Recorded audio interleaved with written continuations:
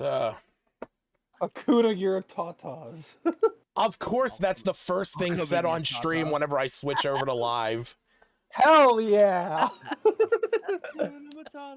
You're gonna But yeah, Smith and I still have to talk a little bit about Smith and I talked a little bit last night, but essentially Smith has like two main things, kind of like three things, but again, two of them can be truncated. So Smith has the option to have Smith go on any other adventure or do something else in Lylon during this period. I mean, he could go and spend a week with Galio, learning more about him and learning more about his organization. He does belong to a very eclectic group of mages. So Smith could opt to, you know, go and hang out with Galio for a little while. He could choose to just fucking kick it back in Lylon and, you know, just be a ballin' ass wizard for a week and just, you know, chill. I mean, we're taking Iggy with us, Smith. What's that? We're taking Iggy with us. Me and Smith. No, Iggy has his own one shot. Yeah. What? Yeah, I'm snagging needs to Iggy. level up by himself. Are you kidding? No. I love it. Yeah, so hell, Smith could even Smith could even opt to join in with the Smith could opt to join in with the Shrine of Savris. He could opt to join in with the underwater vampires. Like I said, he's, you know, he's got his choices. Smith, you come on over to those vampires with me, okay? We'll get you a good weapon. Yeah, I mean, yeah, I don't know what's going to be found down there. And that's kind of the thing, you know, having these one shots presented where your main character is able to go, one is going to provide you guys with experience, but is also going to provide you guys with the opportunity to get items that you can carry on into, you know, past the 30-day period. Whereas when you play your one-shot characters, those characters would still retain all of that stuff. And granted, you could have those characters sell them to Aubrey and, yeah, I'm not going to play that game. It's not going to be like, you know, like Hal shows up and he's like shoveling all the, you know, whatever he gets to you and stuff like that. Like I said, if you want, I'm perfectly fine if your side characters sell stuff to Aubrey and then you guys want to buy it from Aubrey. That's entirely your decision. You can make that choice when the time comes. I have a request upon my side character. Sure, pal. What's up? I'll message you. Oh no. That's always a good sign. I don't trust that. I want to know, Aaron. I want to know too. Oh, fine. Okay. I gotta get a book out. Oh, yeah, because one of the things I'm definitely playing into is I got this book from MT Black called The Emporium of Wonders. And it has really nice rolling tables in the back to generate loot based on rarity. Holy shit. The fuck is that? I should roll up a new character with Yeah, this is why today's session isn't during the 30 days. This is why today's session is going to be a bit of a side quest here in Lylon, because again, I mentioned it before, I kind of dropped the ball and didn't have any one of you make side characters to go on them, because I have one of Seftis's I have Seftis's one side quest prepped and ready, and I have one in mind for Smith. I have a side character that I'm ready to use right here, right now. I'm glad.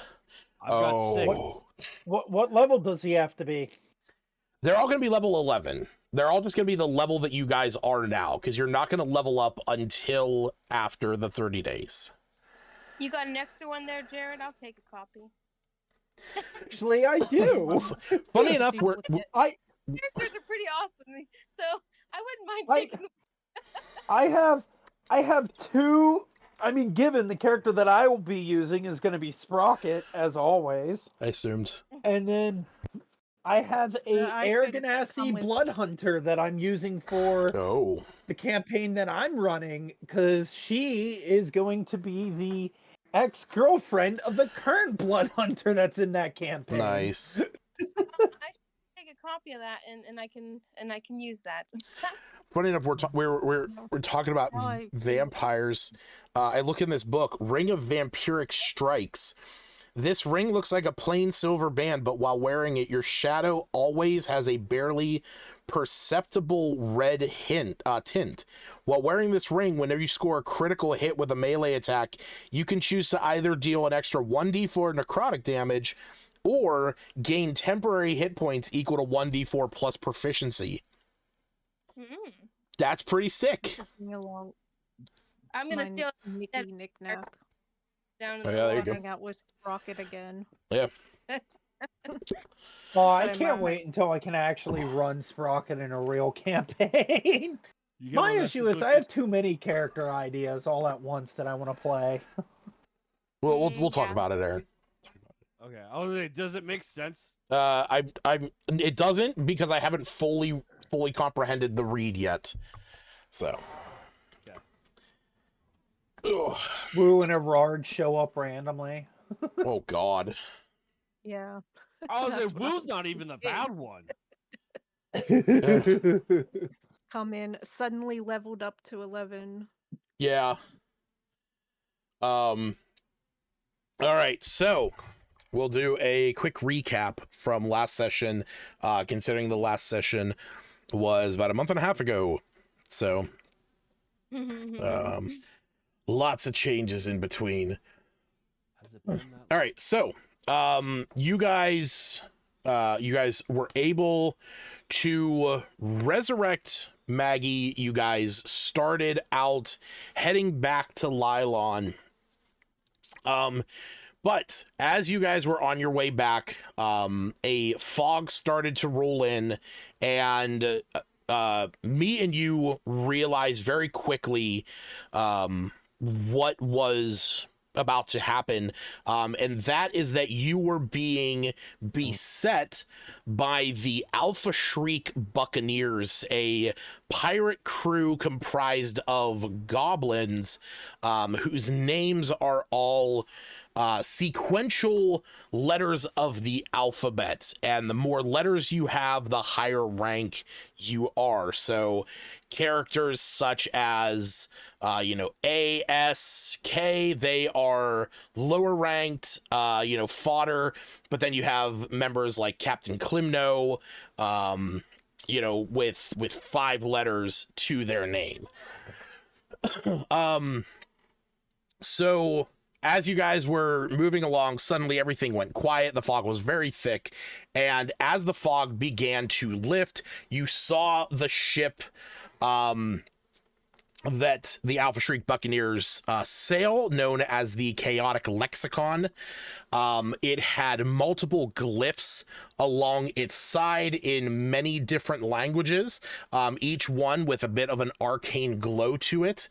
And then by casting the spell Skywrite, they spelled into the sky the phrase, "Hello, travelers, we care not for your skin. We just want your valuables, and you can live, fight, and die." At this point, a small messenger bird flew across, providing a letter to you that says, "Do you agree to our terms, or do you wish to die?" Signed, Captain Klimno.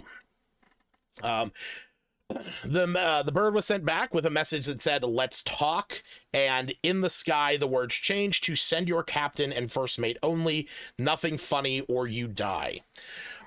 Me and you descended down into one of the rowboats, meeting the captain and the first mate oh god, who was it?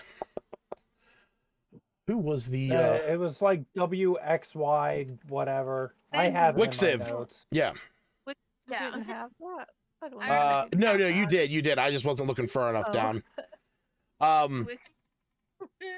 So talks of a deal happen.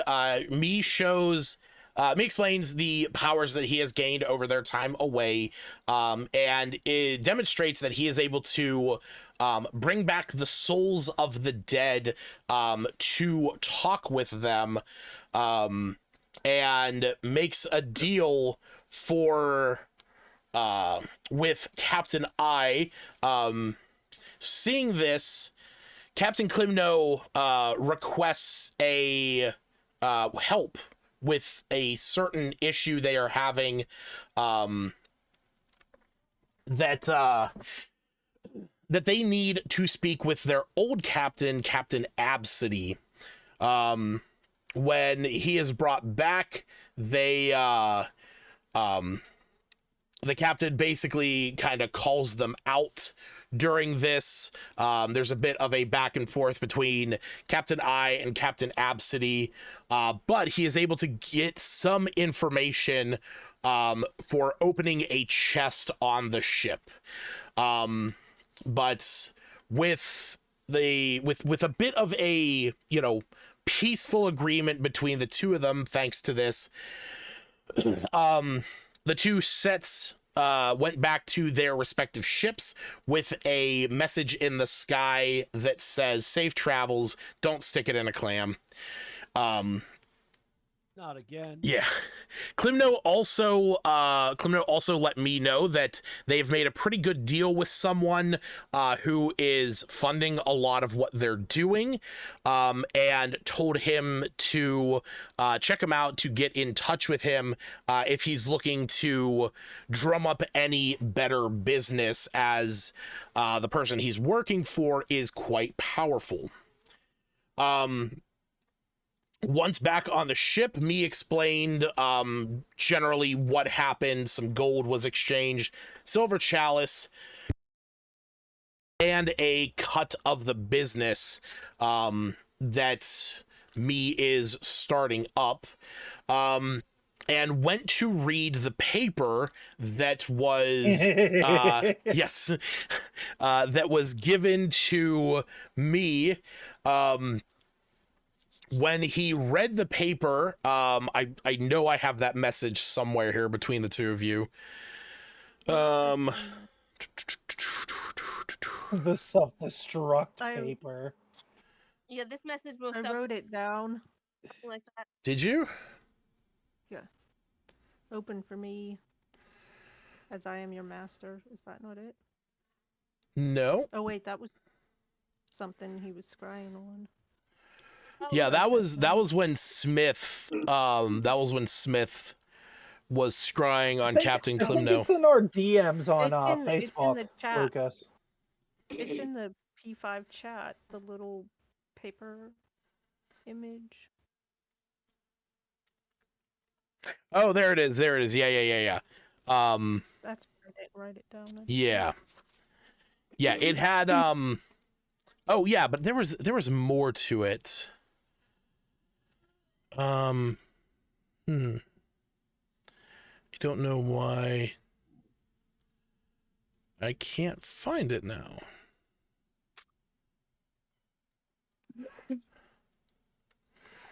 Oh, wait, I think I know why. Yep, I know why, because it was in a different chat. It had the name on it, Eldrin Grazov. So it had the name Eldrin Grazov. That was the one, that was the name of the one that the captain was working with. And down in the bottom was a rune with a small message that says, this message will self-destruct after 30 seconds.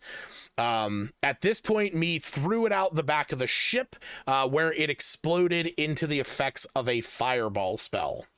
During all of this, Smith was scrying on Captain Klimno, witnessing him working with his first mate, Wixes, speaking Elvish onto a chest, saying, "Open for me as I am your master. I call upon you to get me there faster."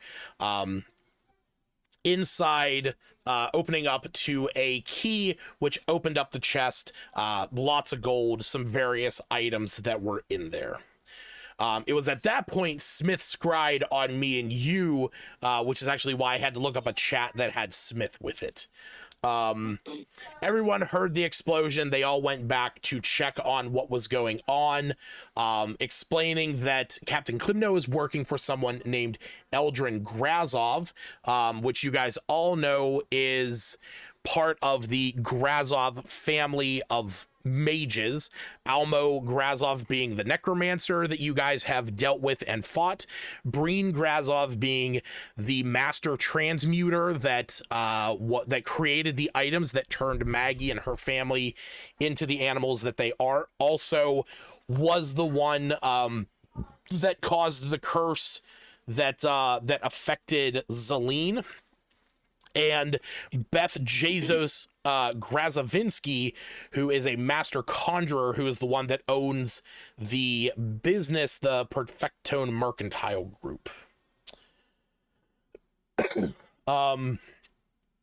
So after this, Smith decided that he wanted to scry on one of the other Grazovs, deciding eventually on Almo, which I love the fact that Smith has just become like a diviner, constantly pulling out, constantly scrying on people. And I'm waiting, Smith, I'm waiting for you to message me and just be like, I want a crystal ball. Because every time you cast it, I'm just laughing on the inside.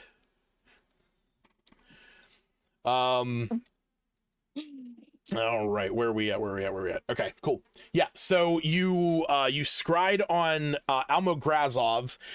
You saw him in a very kind of dank, cold underground place.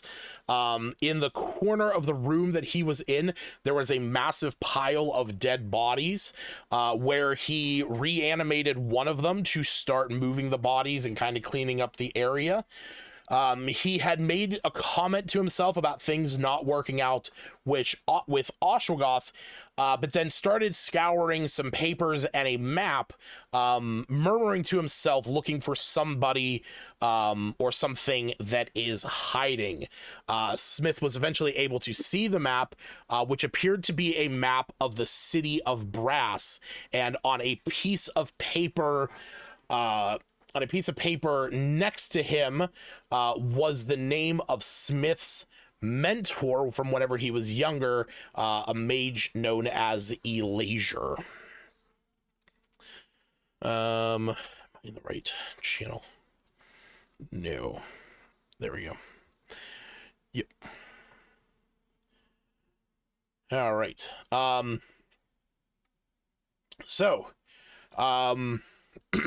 After this, Iluna took some notes about what happened with the Alpha Shriek Buccaneers. You guys then continued on back to Lylon. When you arrived, you were greeted with well wishes from a lot of members of the town. Thistle running up, very excited to see you guys return. One of the main things that happened was that Vangel Cuscult, who was he is the priest of Tyr and the cleric who put the shackles on you, came up and took those off, explaining that his debt has been paid and that things are balanced, and then made a gesture towards a silver-haired woman wearing dark robes standing off to the side, that most of you recognized as Elia, who was the woman who got you guys involved with the Council of Neverwinter, dealing with the cult in the first place.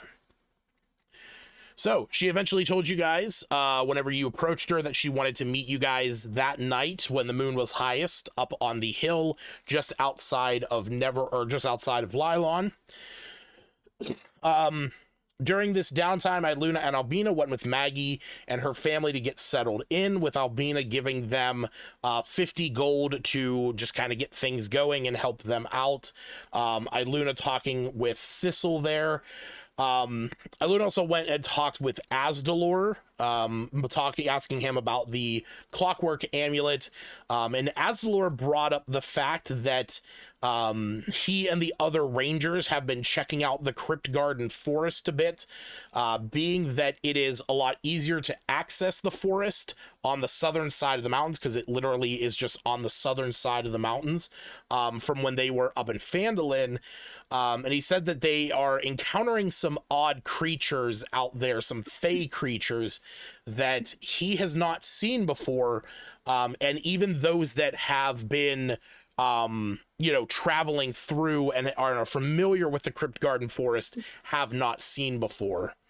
So he said that she was welcome to join him in the future whenever they make another expedition out there. Then later that night, you guys had your meeting with Elia. She explained that based on your notable actions, that some of the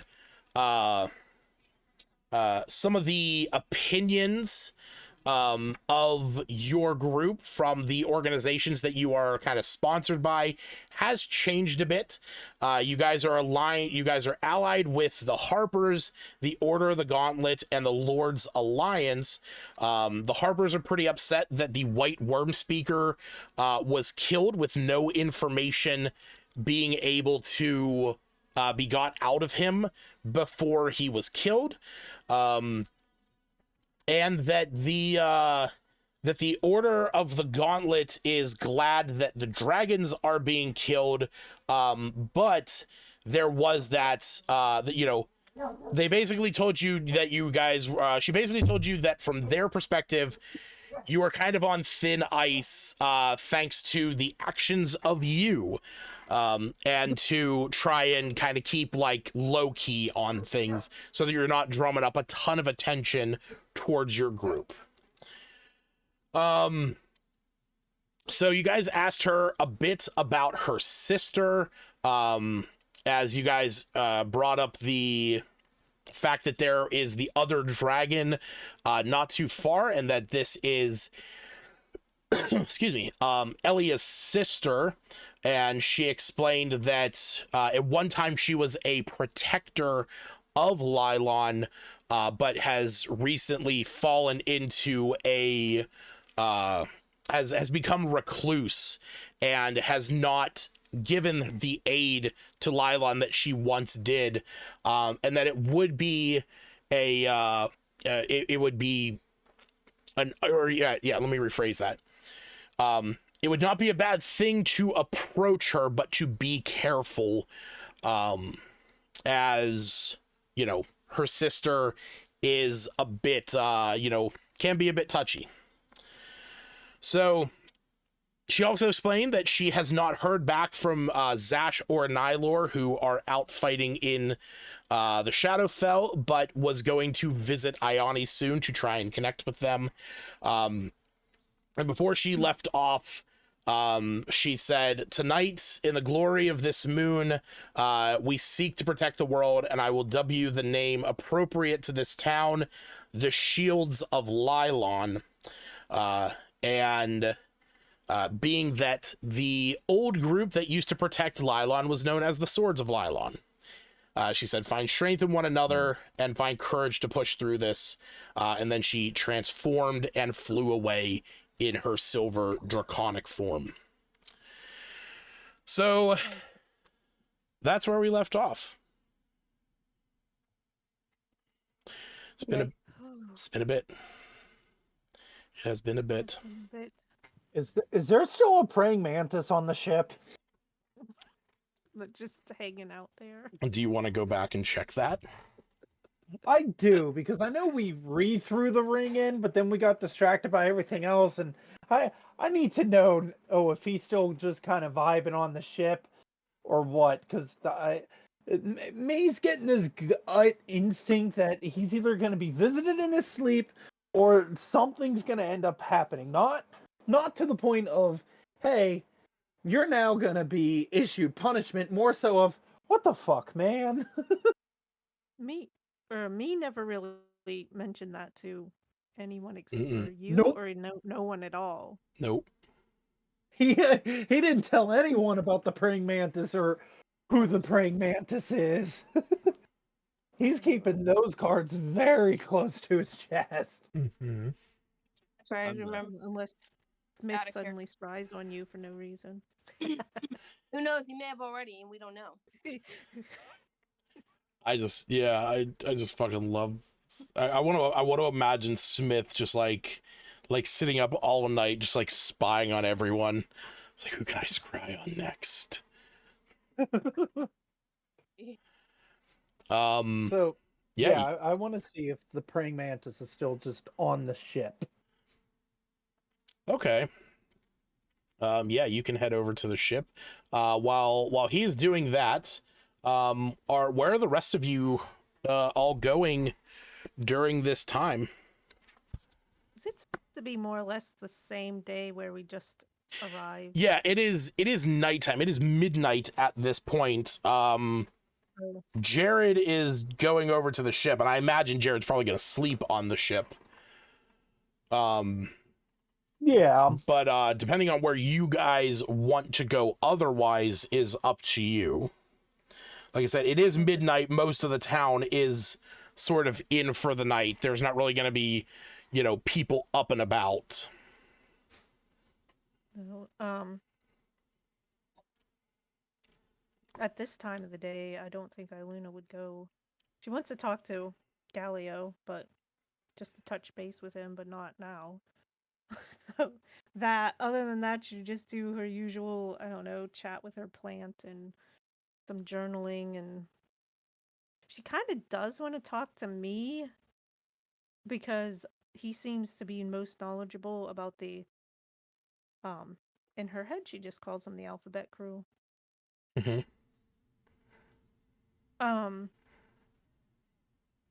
Because she still feels like she let Maggie down and probably isn't going to go with that notion too easily. But I don't think she would look for me at this time of the day either, so.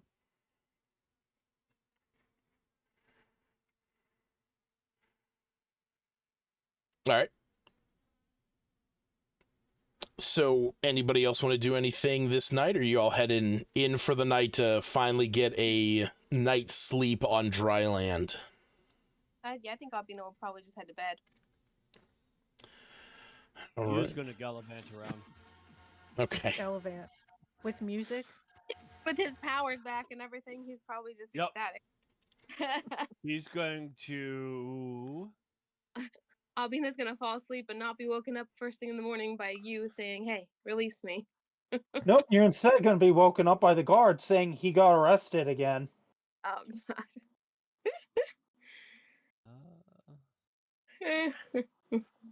He'll probably just do like minor illusion with like fireworks blasting off behind him. Just for the fuck of it. Yeah. I just wanted to add something that I want Iluna to be doing a little bit practicing of using her short swords a bit more. She focuses on the bow quite a lot. But just the idea of she's trying to keep the skills going. Sure. That makes sense. All right. So what is Smith and Seftis doing at this hour? Just be heading to bed, I think, for Septis. Same. Coolio. Right. All right. Me. You? Me? As you head over to the ship, you imagine you're walking on it with maybe a little bit of trepidation, unsure of what you are going to see. And when you step aboard, you see the ever-burning flame of Emberloss, essentially his arcane soul, and you head over to where the wheel is, and sitting on the railing is a praying mantis. Me would sit down near the wheel, look at the praying mantis, and say, well, whether you are him or you're a messenger, I'm by myself now if you want to have a chat. And he goes, well, before you do any weird stuff, let's go into the captain quarters away from common folk.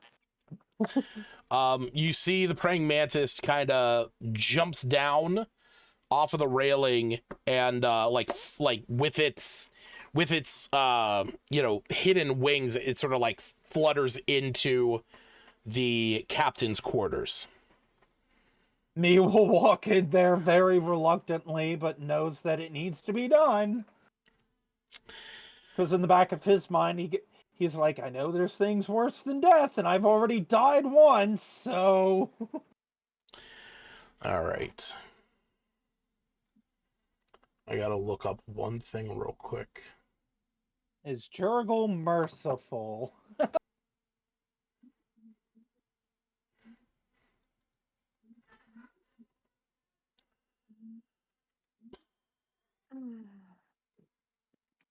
So, when you enter into the captain's quarters, the praying mantis kind of takes it's up on one of the shelves that is in the room. From its tiny little insectoid form, it begins to shift and change.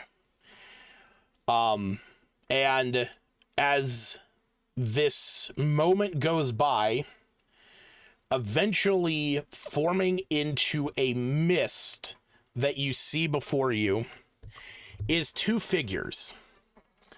One is Charon, and the second is a humanoid figure that looks kind of alien, almost, with a bit of a mummy-like appearance, with gray skin, a bit of an elongated skull with these bulbous yellow eyes, as well as a nose that is almost indistinguishable on its face, like almost like Voldemort in a sense. I'm going to put it over there in the chat. And as they're both here, me immediately goes, now before anything else, I just want to say, and he points at Karen, he told me throw it off of this ship and into the bottom of the ocean. As soon as you say this, Karen looks at you and his eyes go wide. And he says, he looks at you and says, I would rethink your phrasing. I don't think you want me as an enemy.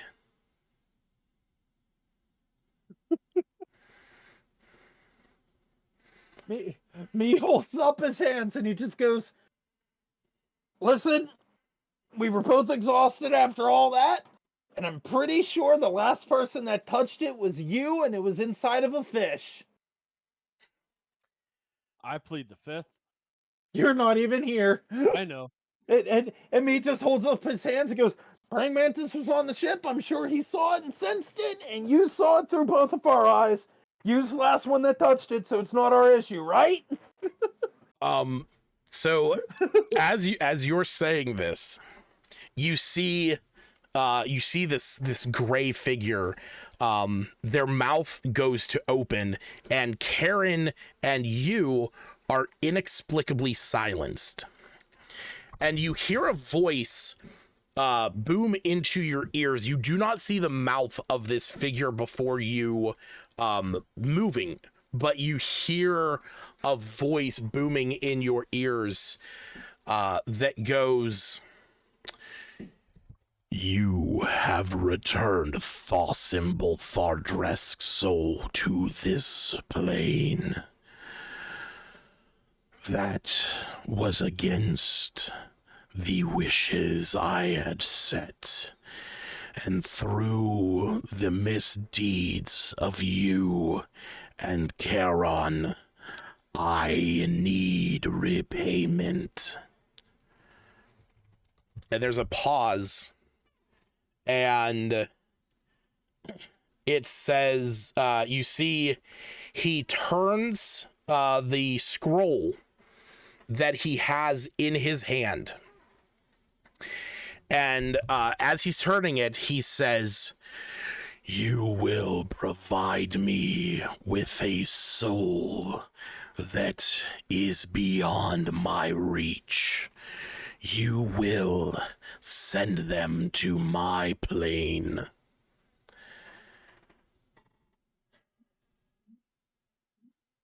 Give me 1 second. Is me able to talk, or is he still silenced? Still silenced. Okay.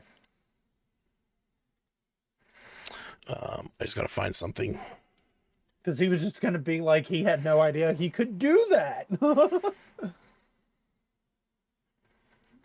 don't know if I ever gave him a last name. That's okay. Yeah, I mean, it probably will be fine. I'll just give him a last name here in a second. If I don't, Here is a great last name. here is a great last name. Yeah. God damn it! Makes sense. Where the fuck? I thought I gave him one. One is also a great last name.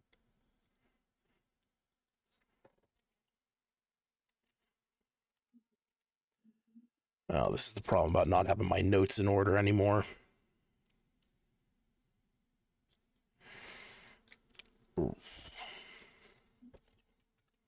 on, Lucas. I thought you were a professional DM. Why isn't it all prepared? What the shit, Lucas?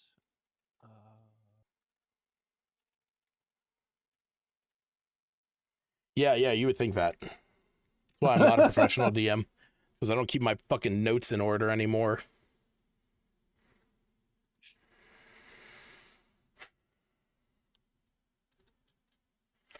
All right. I don't remember if I ever gave this character a name, and I'm just going to give them, I'm going to give them a last name now. Now is a horrible name. And if I did, we will retcon it for the future.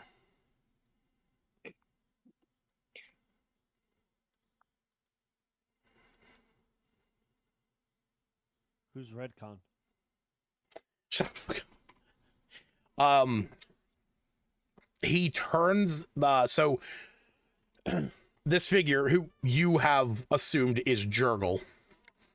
Why is he a gerbil? Shut the fuck up. He turns this around, and on that scroll that he has in his hand, you see a name, and that name is Elasia Rendril. Meta knowledge, isn't that Yep. Smith? Okay.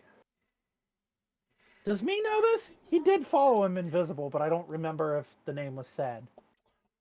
You did follow, did I, Smith? That's why I'm like, I don't remember if his name was said or if the guy just said your old master or whatever or something. I know. I thought he sent it to me on a message, and he had a last name. I'm like, is that my mentor? That's what I thought. Yeah, I Lasier's your mentor. my computer is acting up right now, and I can't move anything. I can't move my mouse, and everything's frozen. It was on like a note or something. Okay, then me wouldn't know who it was. Me will just raise an eyebrow, still not being able to speak. Thalazin or something. Yeah, if you have it, send it to me, because I forgot to put that in my note. I was trying to send it to you. 1 second. Try There we go. harder. Right. Fucking try hard. I fucked up. Yeah, like this is the second time that I've forgotten NPC's name. The last one was when I was running my library game, and I popped in an Aarakocra, and I forgot that I named him Thorn Falkeagle, and I was like, his name's going to be Bird Dat Person. My players were like, really? And I was like, yeah. I was like, I don't remember his name. Luckily, one of my players takes prolific notes. And Thanks, Zach. No. We're, Just go to your the messages you sent me. Found it. View meter. Yes. Yeah. Yes. Thank you, Smith. Thank you. I'm gonna put that in here. who were we forgetting this time? Not Elasia Rendril. It is Elasia Thalazan. Because keep in mind, that is the name that was on the piece of paper that Almo Grazov was looking at a map of the city of Brass and was kind of pondering about somebody or something hiding. But that would not be information as far that me would know. But there was the time when you did follow Smith into the tower when he went to speak with Galileo Figaro. But I thought in the last session Smith let us know his maybe only his first name though. Did Smith let me ask this. Would Smith have told the rest of the party that when you spied on Almo, he had a piece of paper with your mentor's name? I told I think Stacy and most of the group, but I don't know if me was there at the time. Yeah, I think he didn't. The only people he wouldn't have told was me and you. Okay. Yeah, I think it was a general of I don't know why he would want anything to do with my mentor. But Well, didn't he also think his mentor was lo and behold, yeah. That is true. But I wasn't certain if he like told us his mentor's like full name ever. Regardless, he just has a raised eyebrow. Yeah. So as he has this scroll with this name on it that says Elasia Thalazan, the scroll rolls up into like, you know, the rolled version, much like the scroll I have over here. And then it collapses in on itself, forming into a gold ring. And he holds his hand out, and the ring slowly begins to float over to me. And you hear that voice in your head that says, "Place this ring on his finger, and his soul will be sent to my domain."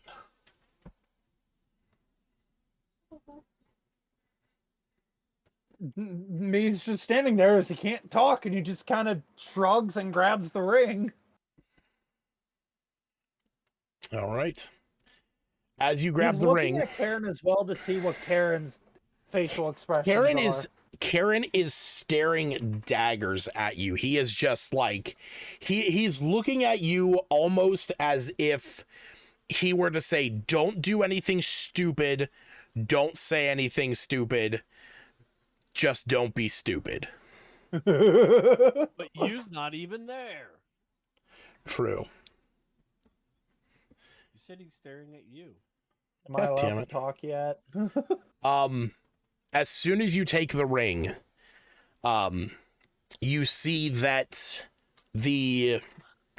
Jurgle standing before you just begins to almost decay and deteriorate, kind of like falling into an immeasurable amount of insects, of spiders and praying mantises that all sort of fall apart and swarm out of the captain's quarters, leaving only you and Karen standing there.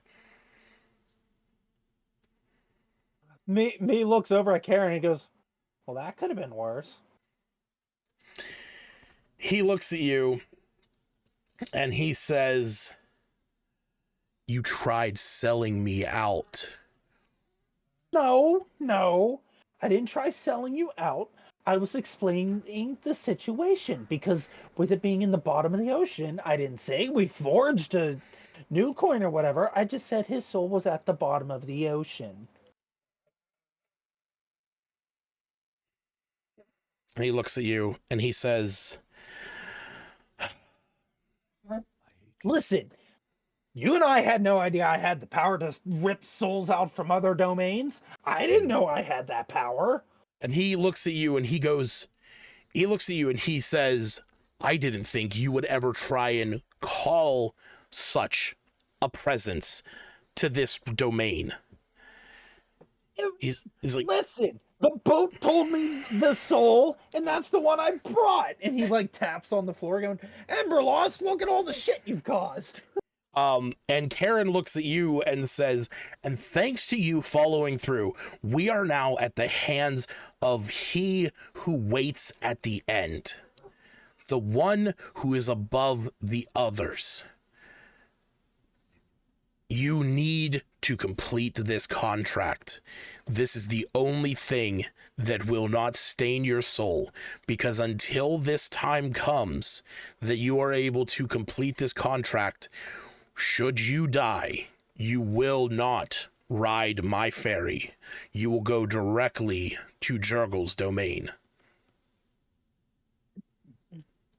May just tends to also just kind of go ahead and shrug again, and he goes, I mean, I'm kind of already dead and undead, but I mean, I don't even know who the hell this guy is. Who in the hells he is, where the hells he's at. This is gonna take a while. He walks over and puts his hand on your shoulder, and kind of whispers in your ear, and he says, talk to your wizard buddy. And then as he says that, he walks out of the captain's chambers. Before he walks out of the captain's chambers, me is gonna yell over to him and be like, what do we do with the coin? Do I go searching for that coin as well to return, or maybe buy extra time? And as he says that, me goes, wait, if I can call upon souls of other areas, his eyes go wide and he looks at Karen. Is there a way we could combine our powers and get the dragon back? And he says, that dragon's soul is out of my hands. Well, apparently this one was too. And he says, no. He says, that dragon's soul is commanded where it is. He says, he kind of looks back at you and he says, you know how you leave something in a safe place because you know nobody's gonna touch it? That is Jurgle's domain. But when something is taken from that, it is a full-on lockdown. There are those now that cannot traverse through the plains thanks to this. Oh, how was I supposed to know any of this? I'm a pirate. I take things that aren't supposed to be there. And he just sort of shakes his head and he says, Yeah, well, we have work to do. 1 second.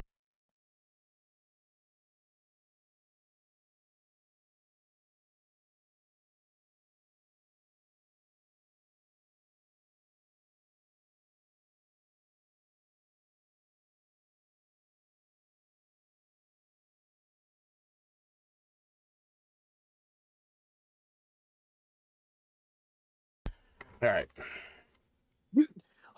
Exactly. I wasn't taking the fall for it all. I've already died once. And he looks at you and he says, yeah. And he's like, yeah. And I'm paying my price.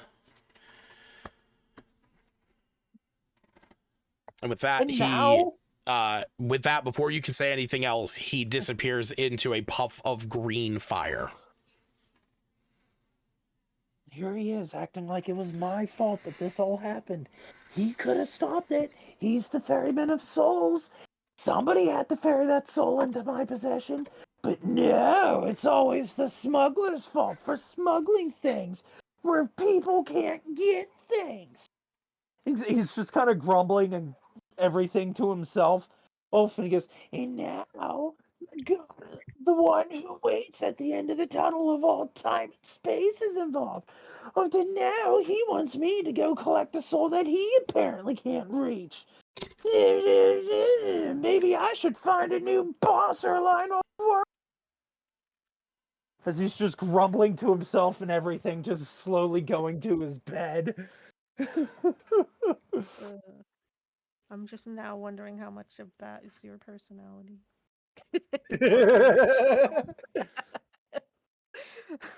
As he's going to bed, he's still groaning and everything else, and he goes, whenever I get the power, I'm gonna be the one that transports, or I'm gonna allow any soul that wants to come to the land of the living to live it up and party as if they were alive again. None of this weird BS of, oh, this one is damned to damnation. He's not allowed. Everyone's get damned once in a while. All right. So, you guys resting until morning then, Jared? After that? Yeah, he's gonna take a good old sleep. Okay. Still laying in bed, just grumbling, cover over his head, just grumbling and everything. It's understandable. He's gonna do light activity and go fishing. Okay. He's hoping the praying mantis is still there watching him, or Karen hears everything he's saying and mumbling. Aaron, roll me a survival check.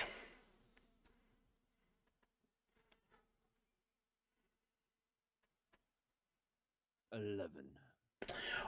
Yeah, you catch a few fish over the night. Enough to 7-3. Okay, yeah. Sweet.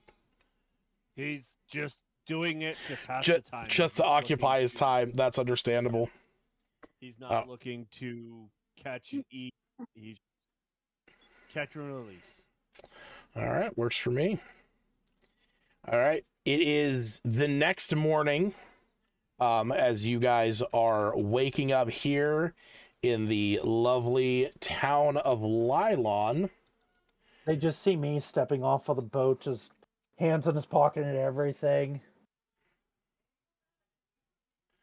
And as he'll go up and he'll walk up to the group and be like, I gotta talk to you guys.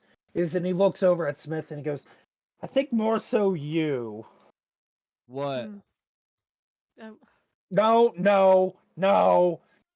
Oh, he smacks you in the back of the head. Not you, him. Him's dead.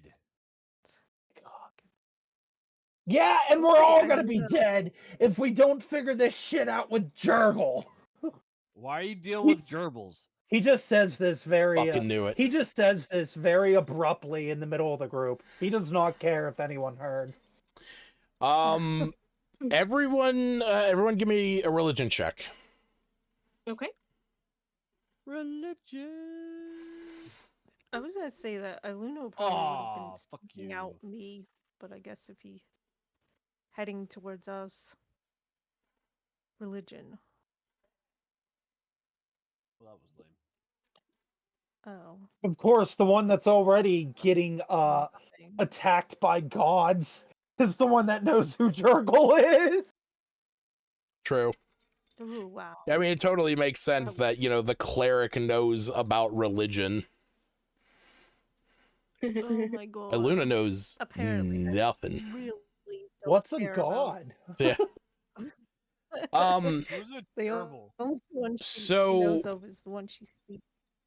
So Hannah, Albina knows the name Jurgle, as more of a cryptic kind of term, or a cryptic kind of god.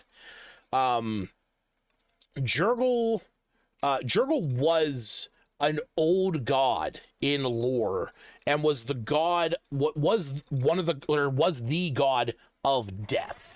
He was the lord of the end of everything. He is the scribe of the doomed, the lord of bones, lord of the dead. He was everything. Eventually, he gave up that throne and that title to the Dark Three, Bane, Baal, and Merkel, who are respectively the gods of tyranny, the god of murder, and the god of death. And Jurgle now operates in a capacity where he is outside the bounds of those domains in lore, but still retains a power above all gods of death, including of Kelemvor, who is the good god of the dead, and judge of the damned. But any god of the dead, he holds a power over all of them. All right, Albina's gonna relay this to the group. Okay.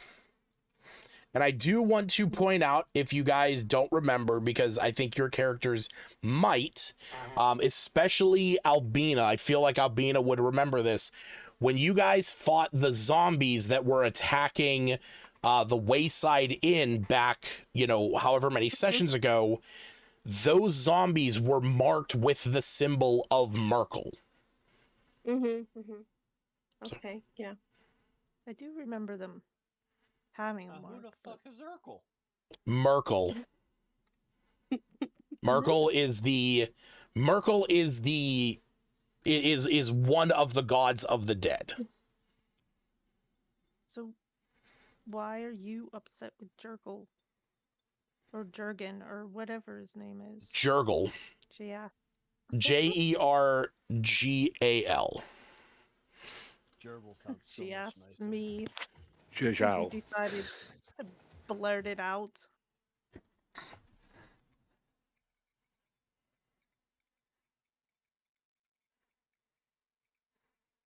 So, Jared. Well, Okay. upon all of this, me will then just look at the group and be like, well, I summoned a soul to help out Emberlost as I can do, but apparently the soul I summoned was in Jurgle's domain, and now he wants us to do something. Then he'll turn to Smith and he'll be like, does the name Elazure mean anything to you? Elazure, Thalazin? Thousand Islands? Smith, your mic's muted. There you go. Albina's just gonna yawn in the middle of all this and just sit down. Oh, just can't we talk about this tomorrow? It is tomorrow. Yeah. Oh, I'm sorry. I thought he Morning. came and got his. No. This is all happening the next day. Oh, Oh, by the way, I slept everybody with seaweed. That's understandable. Okay, then Albina's not yawning. She's fine. Okay. She's just like, can we have breakfast first? Me just shakes his head and goes, I need to try and figure this out ASAP, or else we're all dead. I'll just ask him how he knows that name. Listen, the god of the dead Jurgle, he pulls out the little gold ring and he goes, I don't know if he made a deal with your mentor or something like that. He just said, I got to get this ring to your mentor and have your mentor wear it. I don't know what it's going to do. I don't know what's going to happen. I just know that I'm supposed to get this ring to. Sorry, not your mentor. I realize you never said that. Never mind. But he just said about getting this to an Alazier, and I was told that you would know something about it or the person. What's the ring supposed to do? Me shrugs. He goes, I don't know. I was just told that I need to get it to Alazier. Jurgle handed it to me. I don't know if he struck a deal with Alazier or something, and he just said, I gotta have Alazier wear this ring. Insight? Deception? Against Jared? Is that not even worth it? Well, I mean, Would it be an insight against my deception? so here's the thing. Shit, I forget how Matt Mercer always handles these internally. So go ahead and roll insight, Smith. And Jared, what exactly did you tell him? You said that, you don't know. I said, I know that we need, I don't know what the ring does. I just know that we need to get it on Elazier's fingers is because that's what Jurgle said. He told me that I need to get the ring on his finger, and I don't know what it will do to Alazier.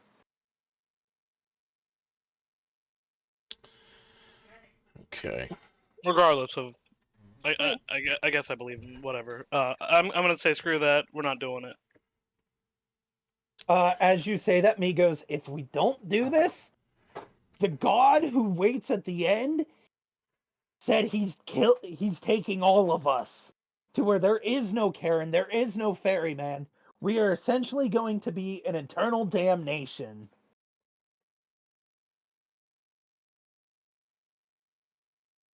So do I believe him? I guess. I'm gonna say based on what you rolled and based on what I rolled, I mean, there appears to be an urgency in me that you have not seen before, leading you to believe that. At least leading you to believe that what he is talking about, he is very serious about.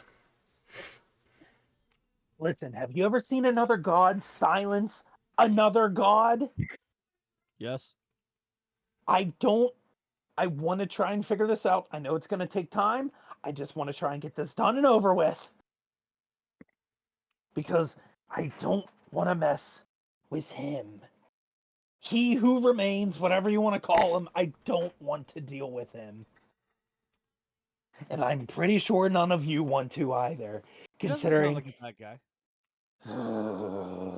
Sounds like he's mad at you, not us. He I don't even know who said he is. the group. Because if it was just myself, why would he tell me to come talk to you? But I don't know him. Me smacks you upside the back of the head again. He's not dealing with it right now. Because I was told to talk to my wizard friend in the group. And he turns and looks at Iggy. He's a warlock now, so that means yourself.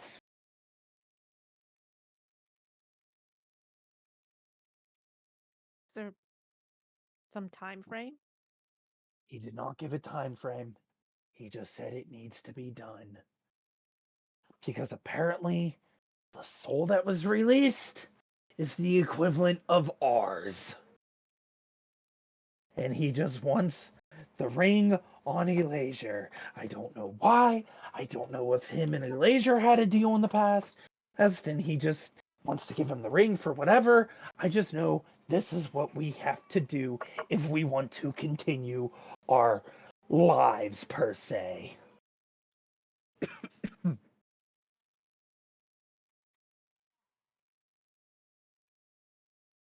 Hmm. And give a Okay. time frame. So I'm assuming we have time. Time is but of the essence. What?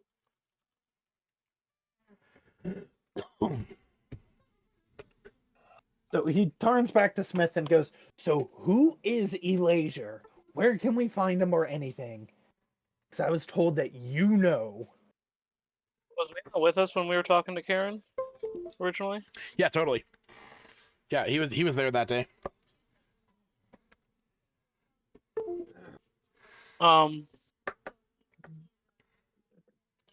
Yeah, but what's his name mentioned? Yeah.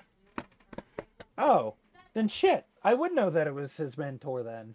Or no, I would just know that you knew the name. You didn't say mentor. Can I cast Identify on the ring? I'll ask me.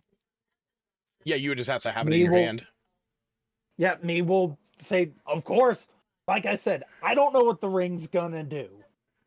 I don't know what abilities it has or anything. To me, it's just a normal gold ring.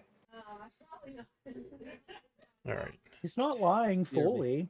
The only part that he's leaving out is that he was told that it would send Elasia's soul to his domain. But he doesn't know how that's gonna happen.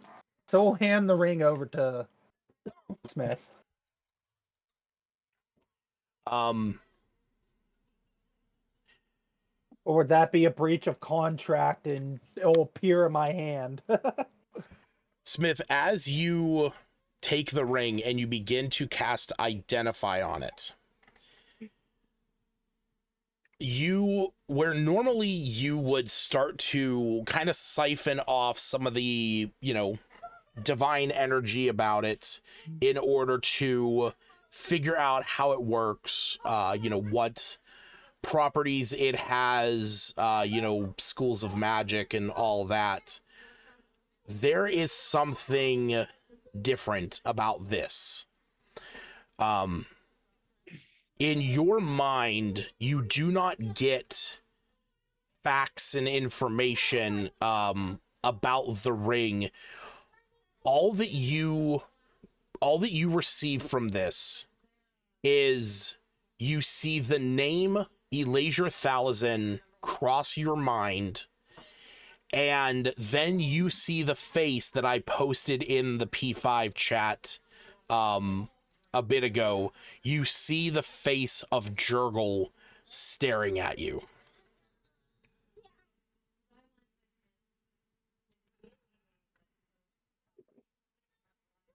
Post it there in our message.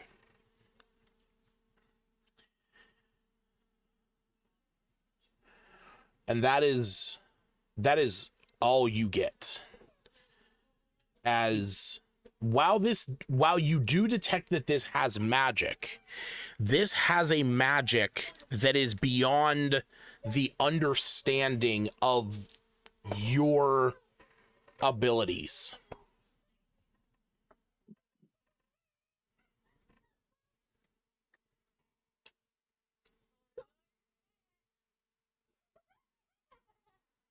Okay.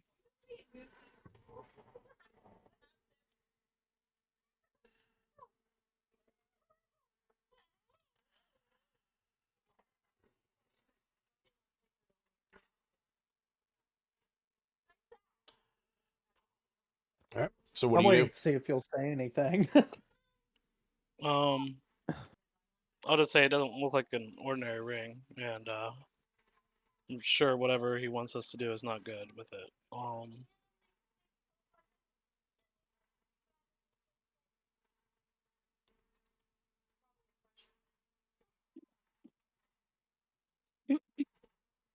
But you believe me now, right? That we're dealing with him? Yeah, I believe you. Excuse me. I still don't think it's the right move to make. All I know is it's pretty much we either do this or he comes after all of us. And I don't know about you, but I don't think we can take on a literal god quite yet. How I'll be in a would any cough of since us she's. be able to Oh, go ahead. Sorry. be able to get to him? I'm trying to like not metagame and trying to remember what Smith said. If he said about the Albina coughs up some blood grass because or she took not. on a literal god. That's what I was just about to say. Cough, wiping herself a napkin and saying, one thing at a time, folks. Please, I can only handle one god at a time. Because this seems really important, but how And do I we even go about it? I'm back.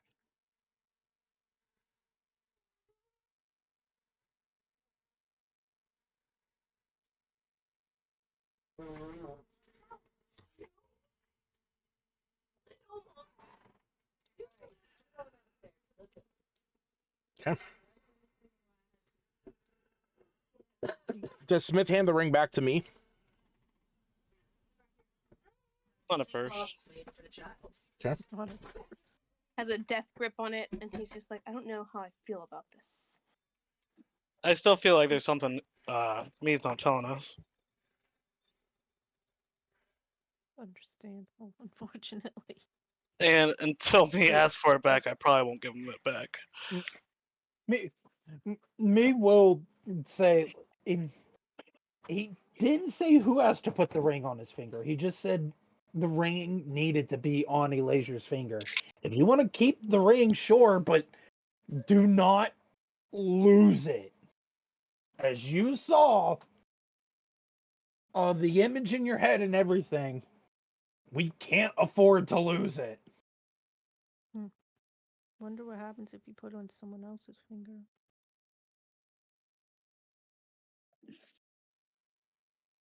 But I guess Luna would ask Smith if he knows how to get to him.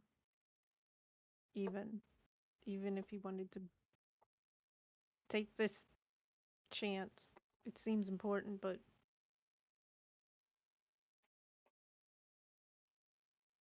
how do you even find See him? them together, basically.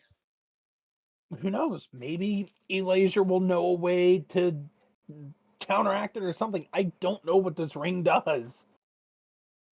Maybe he'll have answers of Jurgle, since Jurgle knew who he was.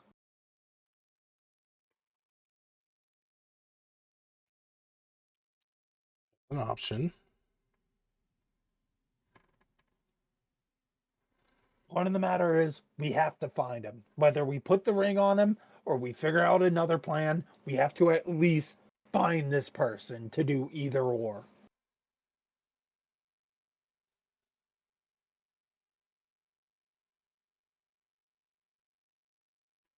I'll just say we're not the only ones looking for him. Mean. What do you mean we're not the only ones? What was his name again? Almo? Almo Grazov? Grazov. Yeah. Yeah, he's looking for him. Almo Grazov is looking for him as well. Not sure why. Probably the whole family. Luna would just say Interesting. a bit under her breath, but a little louder than a whisper, Maggie. And that's it. Kind of with a undertone of concern for her, just pretty much perpetual. So regardless, we would have to find him before Elmo ends up finding him. If he's looking for him, then I'm guessing he's a very powerful person that might be able to help us out here. About him. Do you know why you're those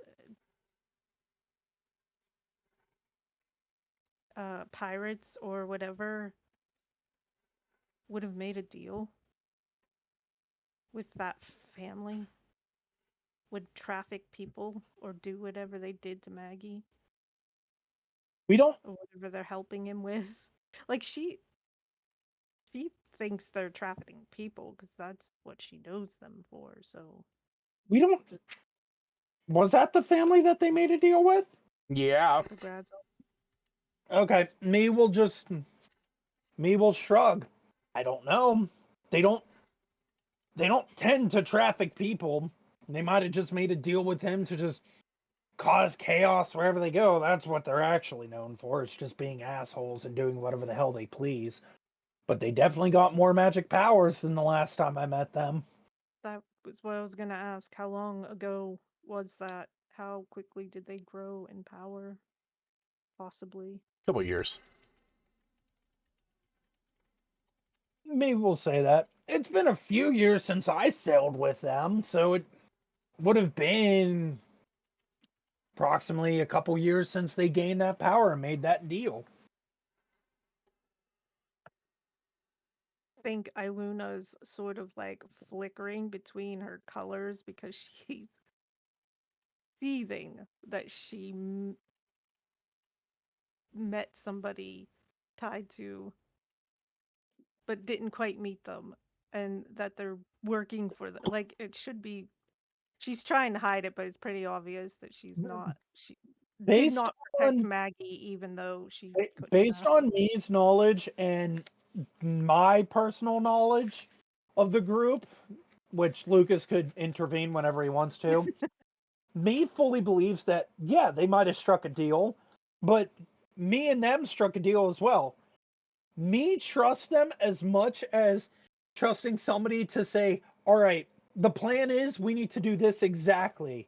They're not going to follow that plan. They're going to go do their own thing, and if that just falls into play, they'll do it to where it's like, all right, it's a stealth mission, you need to go do this. They'll blow the place and level it to the ground to go steal the item instead of sneaking in and grabbing it. That's how me feels about the group, to where if that guy's going to tell them, you have to do this, you have to traffic this person, they're going to look at him and say, fuck that, we're doing our own thing. And if it just happens to be where we're going, sure. I would say that is the general demeanor of the Alpha Shriek Buccaneers. They do kind of do their own thing. Very much why they're, other than the name Lexicon being as part of the, alphabet whole theme, the Chaotic Lexicon being the name of their ship. But I'm going to say that, that was very much Absidy's general demeanor and style. Captain Klimno, on the other hand, Klimno was far more focused, far more tactical, and far more strategic about their activities. And you would gather that under Klimno's command, they would be seeking to gain any extra power that they could, because that is just going to be to their benefit. Okay. But they would only do it if they see a benefit in it for themselves. If there's a benefit in it with themselves, then they would pursue it. Okay. I'll relay that part and just clarify, being like, well, that was under the old captain. With the new one, it's this and this. He goes, would they traffic people? Who knows? I guess if the price is right. I mean, I technically traffic and smuggle souls currently, and he just kind of shrugs his shoulders and he's like, if we get more information, sure, but at that point in time, there was nothing we could have done except make a deal to get out of there, or else Maggie would have been at the bottom of the sea a second time around. I understand that, even if I wish I could have been able to do more. But there's no way of tracking them or finding them or where they remotely could be heading. He gets a shit-eating grin and he goes, that's where you're wrong, because if they want a cut of the business that I'm operating, they have to come to me. And he points to himself and everything. He goes, they will have to park their little ship right here and come have a chat if they want their cut, because I'm not going to seek them out. Great. Maybe you can keep me in the loop. What that Grazov family is doing and did to Maggie is they have to pay. Yeah, by all means. If whenever they show up, I'll go ahead and give you a ring and let you have a chat. A ring. We'll just Yeah. He Yeah. magically holds up a cowbell when he says a ring, knowing that it's the most insensitive thing ever. Oh No, God. he doesn't even have a cowbell on him. I was Minor just illusion, yeah. cowbell. I was gonna say I just so much imagine you like you just Oh, have a it's a cowbell for some tan bag? reason. No, you just some like reason. you learned that one day and you just unbeknownst to anyone else bought a cowbell just for that moment.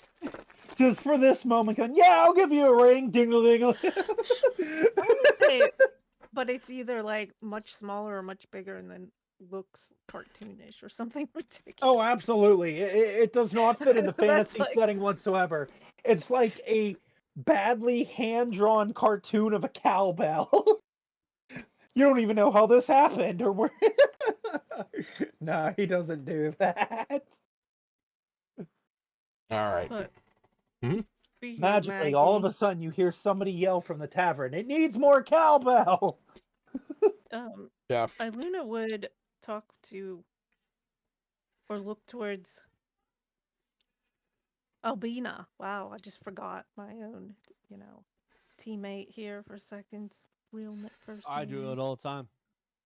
Anyhow, and be like, speaking of Maggie, I know Thistle said something about being able to make more bracelets, and those bracelets, for whatever reason, were powerful enough to bring our Maggie back. So maybe we can find the girls and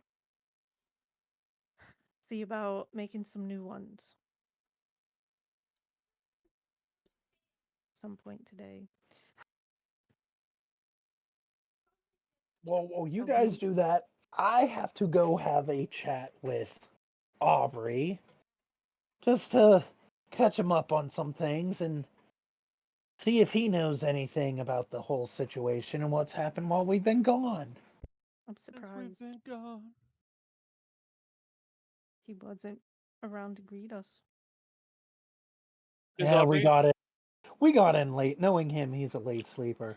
Huh? What? Aubrey? He's the shopkeeper. Oh, okay. Yeah. I'll go too. Cleo.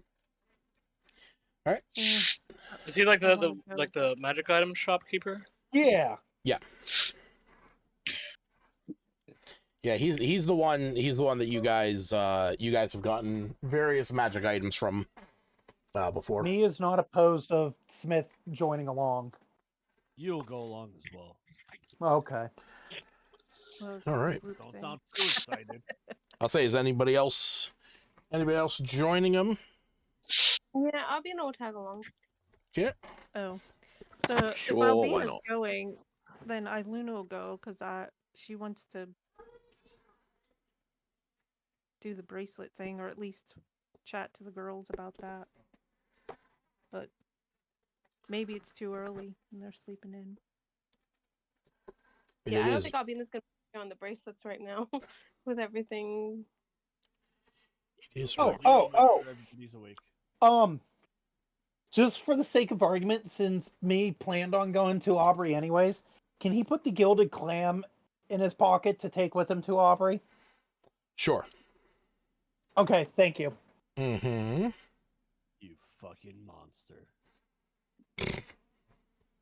Hey, listen, just don't put it in a clam and you're fine. Yeah. Don't put it in a clam. I told you it happened one time. No. Man, with my sinuses draining, doing me's voice hurts. I'm sure.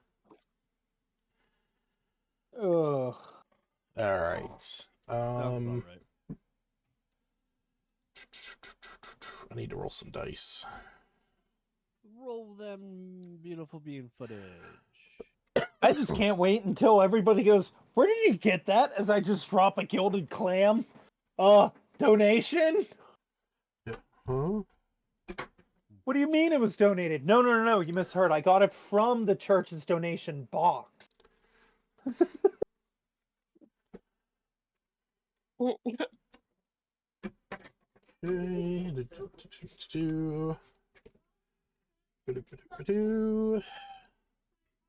I don't know where all of these lists are, but I had a list.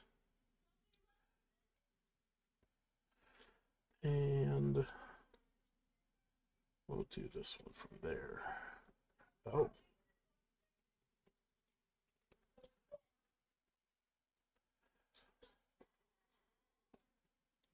I did have a list somewhere. Thought you had a lisp at one point. I did have a lisp at one point. See? I listen.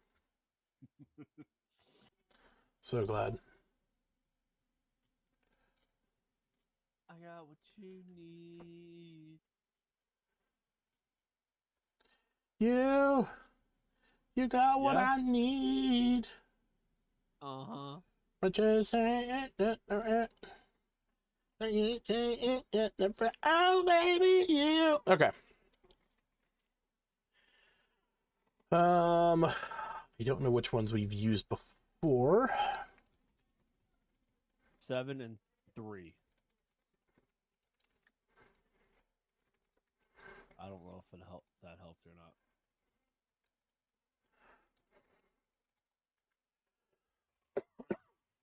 Oh my God. All right, so you guys head on over to Aubrey's peculiarity shop. I'm just going to be using the over screen map here, just to keep things easy and simple. Kick open the door. Oh, Aubrey! When you kick open the door and say this, he turns and back. he turns and says, "Oh, it's you. Yeah, well, good morning. But is it though? I saw your or no, that's right. You talked to him the night before." Yeah. And he goes, "To what do I owe the pleasure for all of you?" Well, I know I'm here to talk to you about a few things, and they just kind of followed, I believe. Well, I see you know that. you might have since we've returned. Yeah, I'm Yes. successful. The girl's alive.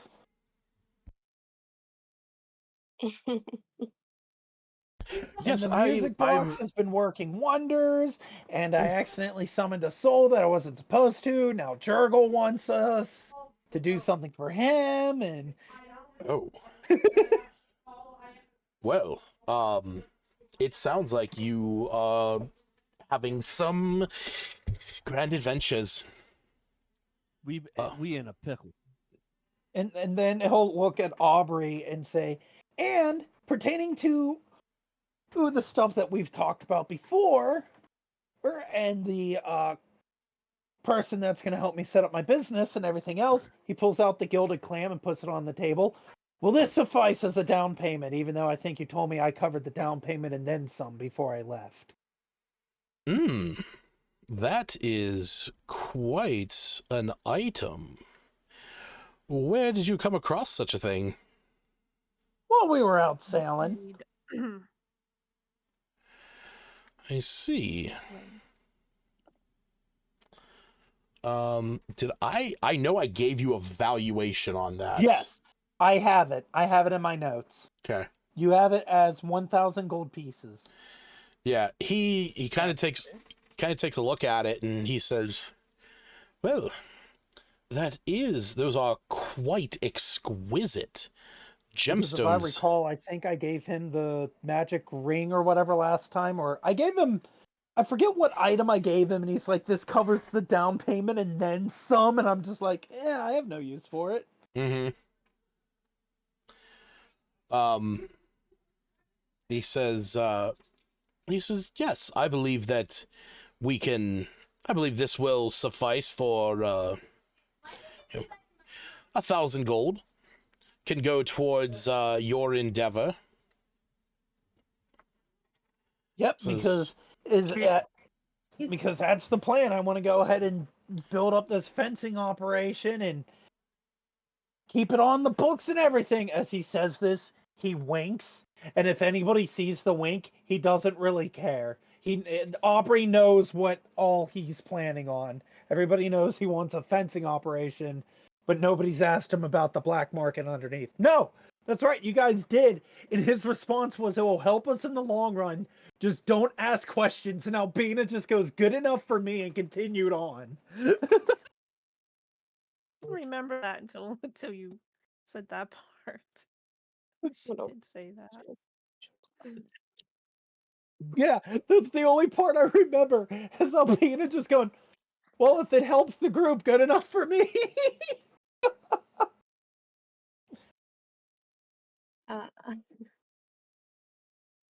But yeah, he'll place that down and do all that. well, that was I was not expecting such a piece today, but I will find something for this quite exquisite. Oh, and then No, and then 2 other things. Mm-hmm. This one is more of information, because I know you still have some background contacts and whatnot. What do you know of the name of Elasia Thalazin?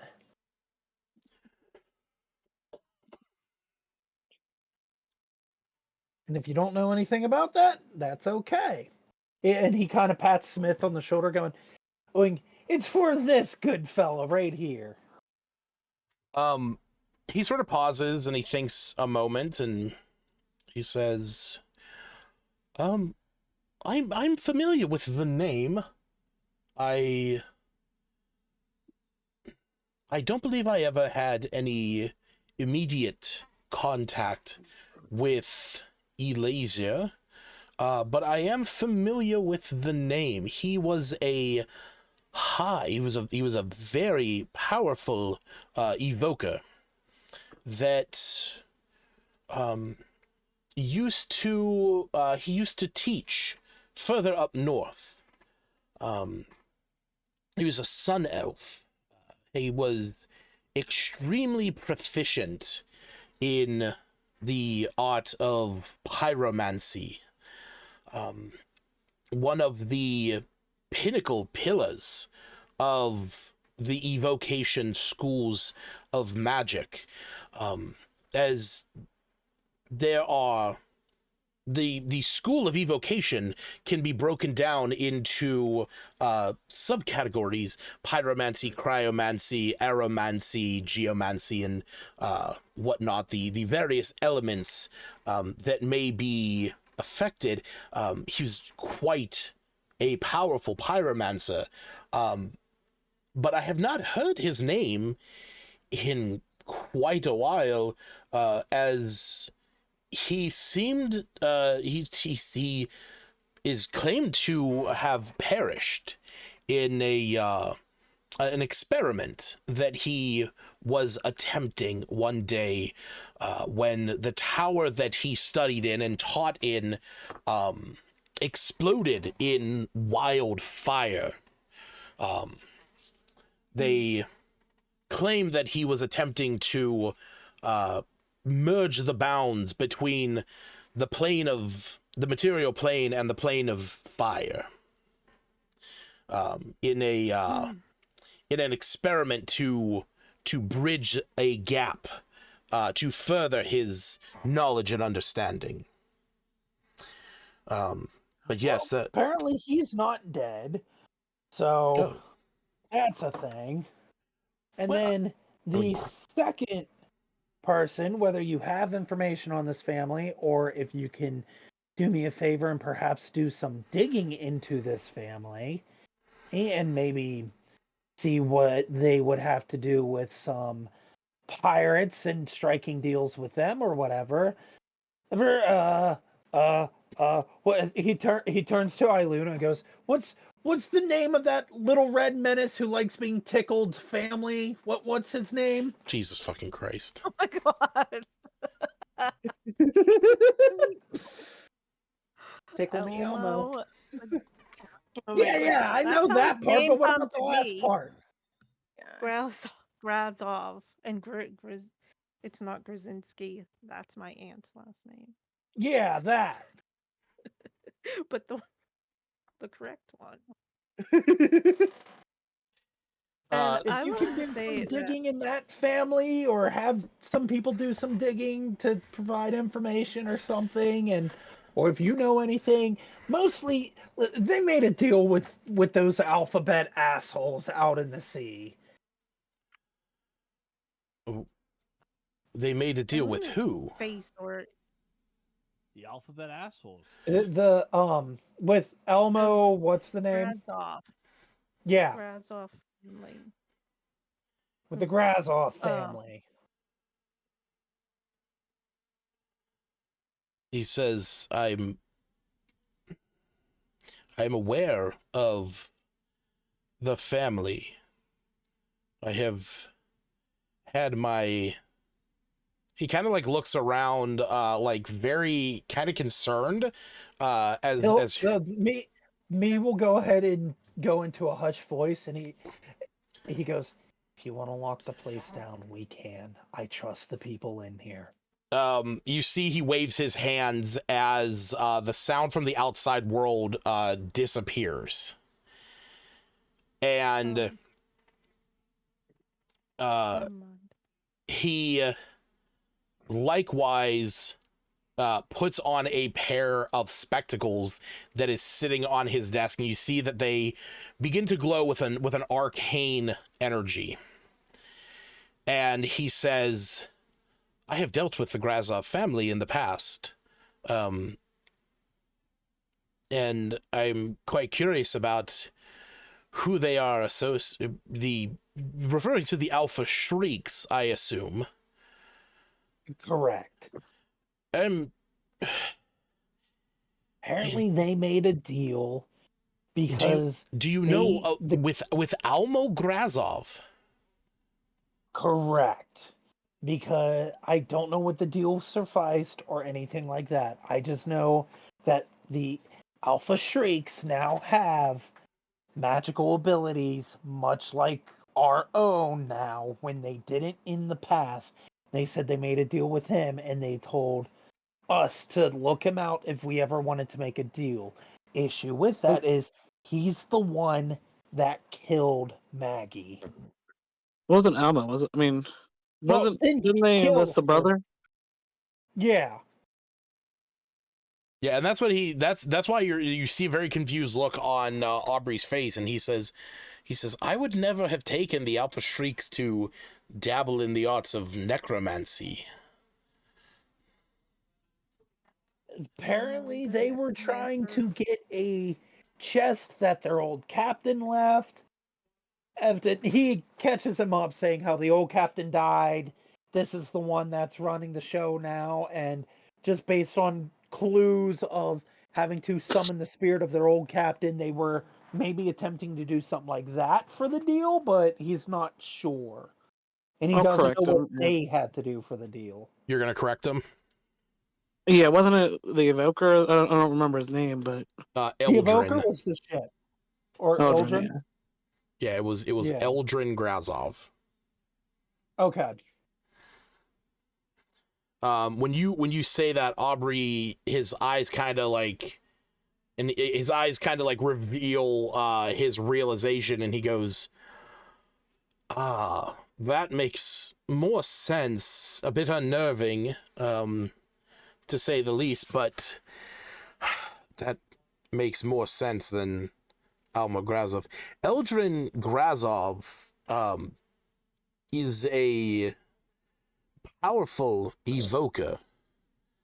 The Grazov family themselves are masterful wizards of number of crafts, and of various schools of magic. But Eldrin And is a master evoker, harnessing the powers of destruction. He goes, yeah, that makes you- sense with their you know chaotic this? nature. Because everyone seems to know them as just transporters. Aubrey kind of rolls his eyes at that, and he says, yes, the one that hides in plain sight, their sister, who operates a mercantile group. I am very well aware of Beth Jesus. CEO, So entrepreneur. how do you know these details about them? No one else seems. You see, He will dear, look at Aubrey and go, I trust these people if you want to. he says, you see, dear, in my line of work, I have seen many a faces. I have been many a places. I have seen times from old to new. And I have been around for quite a while and have made many ill connections in that time. I assume he gestures to me and you when he says ill connections. And he says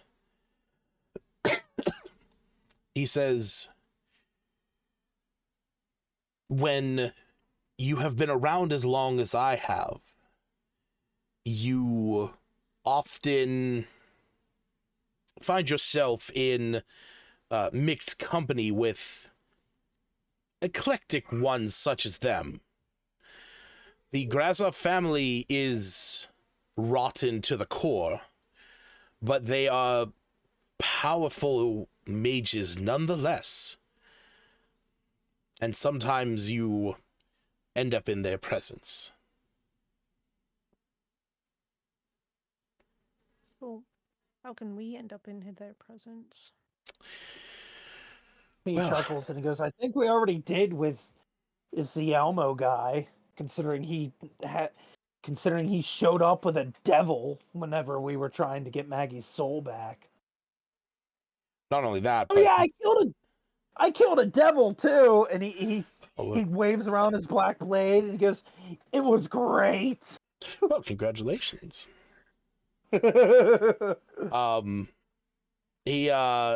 He says it depends on which one you wish to find yourself in the presence of, and if you are willing to face almost certain death, should you wish them anything but the kindest of hospitalities.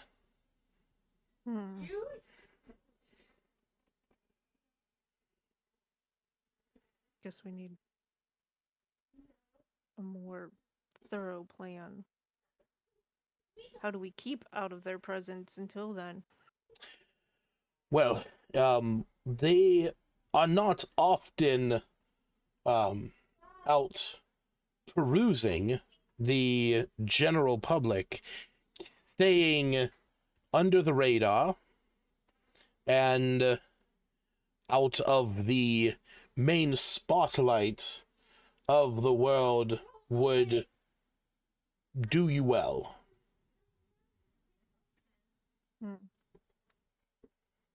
Keeping out of the spotlight as we chase down cultists. I like being in the spotlight.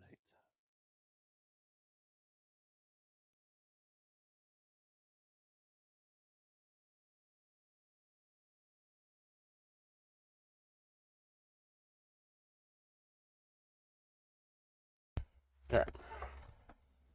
Lucas is gonna commit a murder live on camera. Of his start brother? running your rating. No. No. But as he says this, he says, I don't personally keep in touch with the Grazov family, and I plan to keep it that way, lest, events of the past rekindle themselves. Events of the past. Yeah, again, I've had run-ins with the Grazov family. They are not the kindest. No, definitely not. Ew.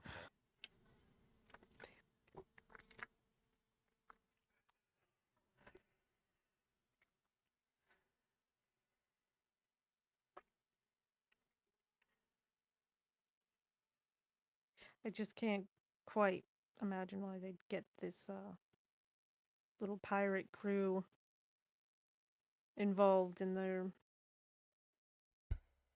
dealings. No?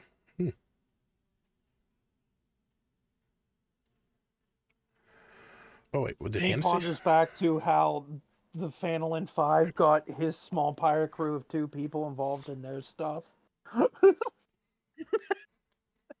Wait, you joined us. Somebody joined something. Somebody joined something. So. Mm-hmm. No, I was trying to see the little chat that, like, I heard. Oh, Hannah just said her phone died, so she can hear us, but she just can't talk at the moment. I see it now. It, like, took me a Oh, moment no. to make it pop up. That's all. Well, I mean, I can talk, but you'll hear yourselves. Oh, okay. Well, perhaps if you hear anything about the Grazov family, maybe you can reach out to us. Well, I will try to provide any information I can if I hear anything. I try to keep my nose out of their business, and he as he's undoing his silence or his spell, he says, keeping my nose to the grind and out of shitty business, as I like to say. Me covers his mouth like, oh, I'm offended.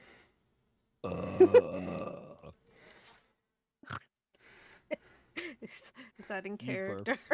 Yeah. Oh, absolutely. He does it very sarcastically like that too.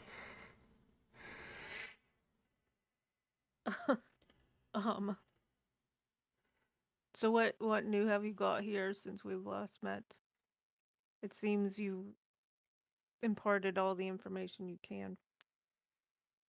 Oh, well, that is, yes, unfortunately, the limitations of my my knowledge I'm willing to divulge. Willing. I will also BRB real fast. I gotta use the bathroom. Okay. All right, what you got to sell now, boy? He says, well, I do in fact have some new peculiar items, if you are interested. So I know Jared just walked away, but what I'm going to do is I'm going to have everyone roll a d20, just a straight d20, and I'll roll for Jared. Can I roll like None 6 of them? No, you can roll 1. Oh my. I mean, you can roll 6, but I will only take the first one. Oh, well, in that case. Ooh, 14. Man, I should change my dice. What the fuck? I know I have some new ones in here somewhere. What did he? I just saw 59 roll up. Oh, Lord. If you were to add what I rolled plus with what I rolled, it's 69. Nice.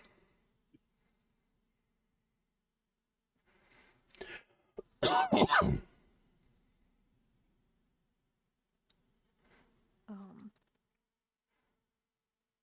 don't even know how to change the dice I use. That's why I never do Very it. carefully. All right, 10.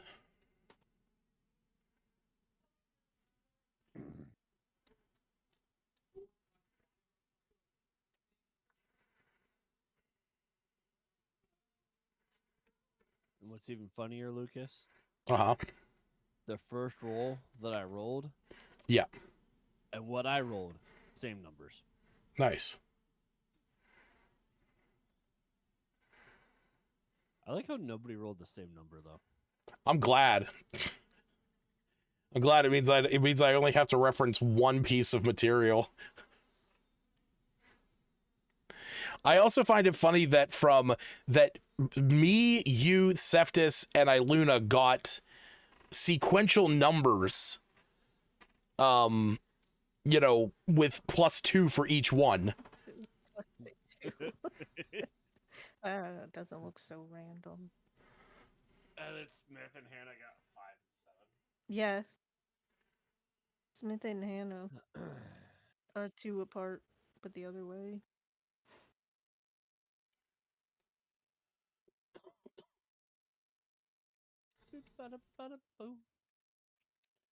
All right, we got 7 and 5.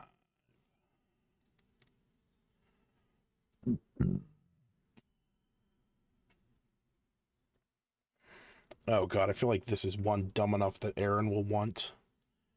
Yes.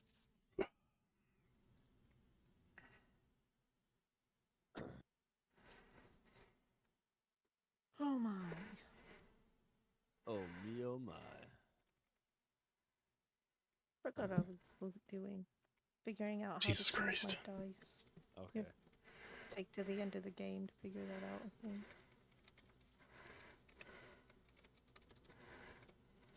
What are you, Jesus Christ?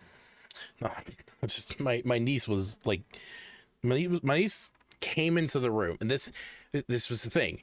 Like, my niece and nephew keep coming in and out of my room, and I don't care if I'm not streaming. When I'm streaming, I just don't want like people walking in and out of my room.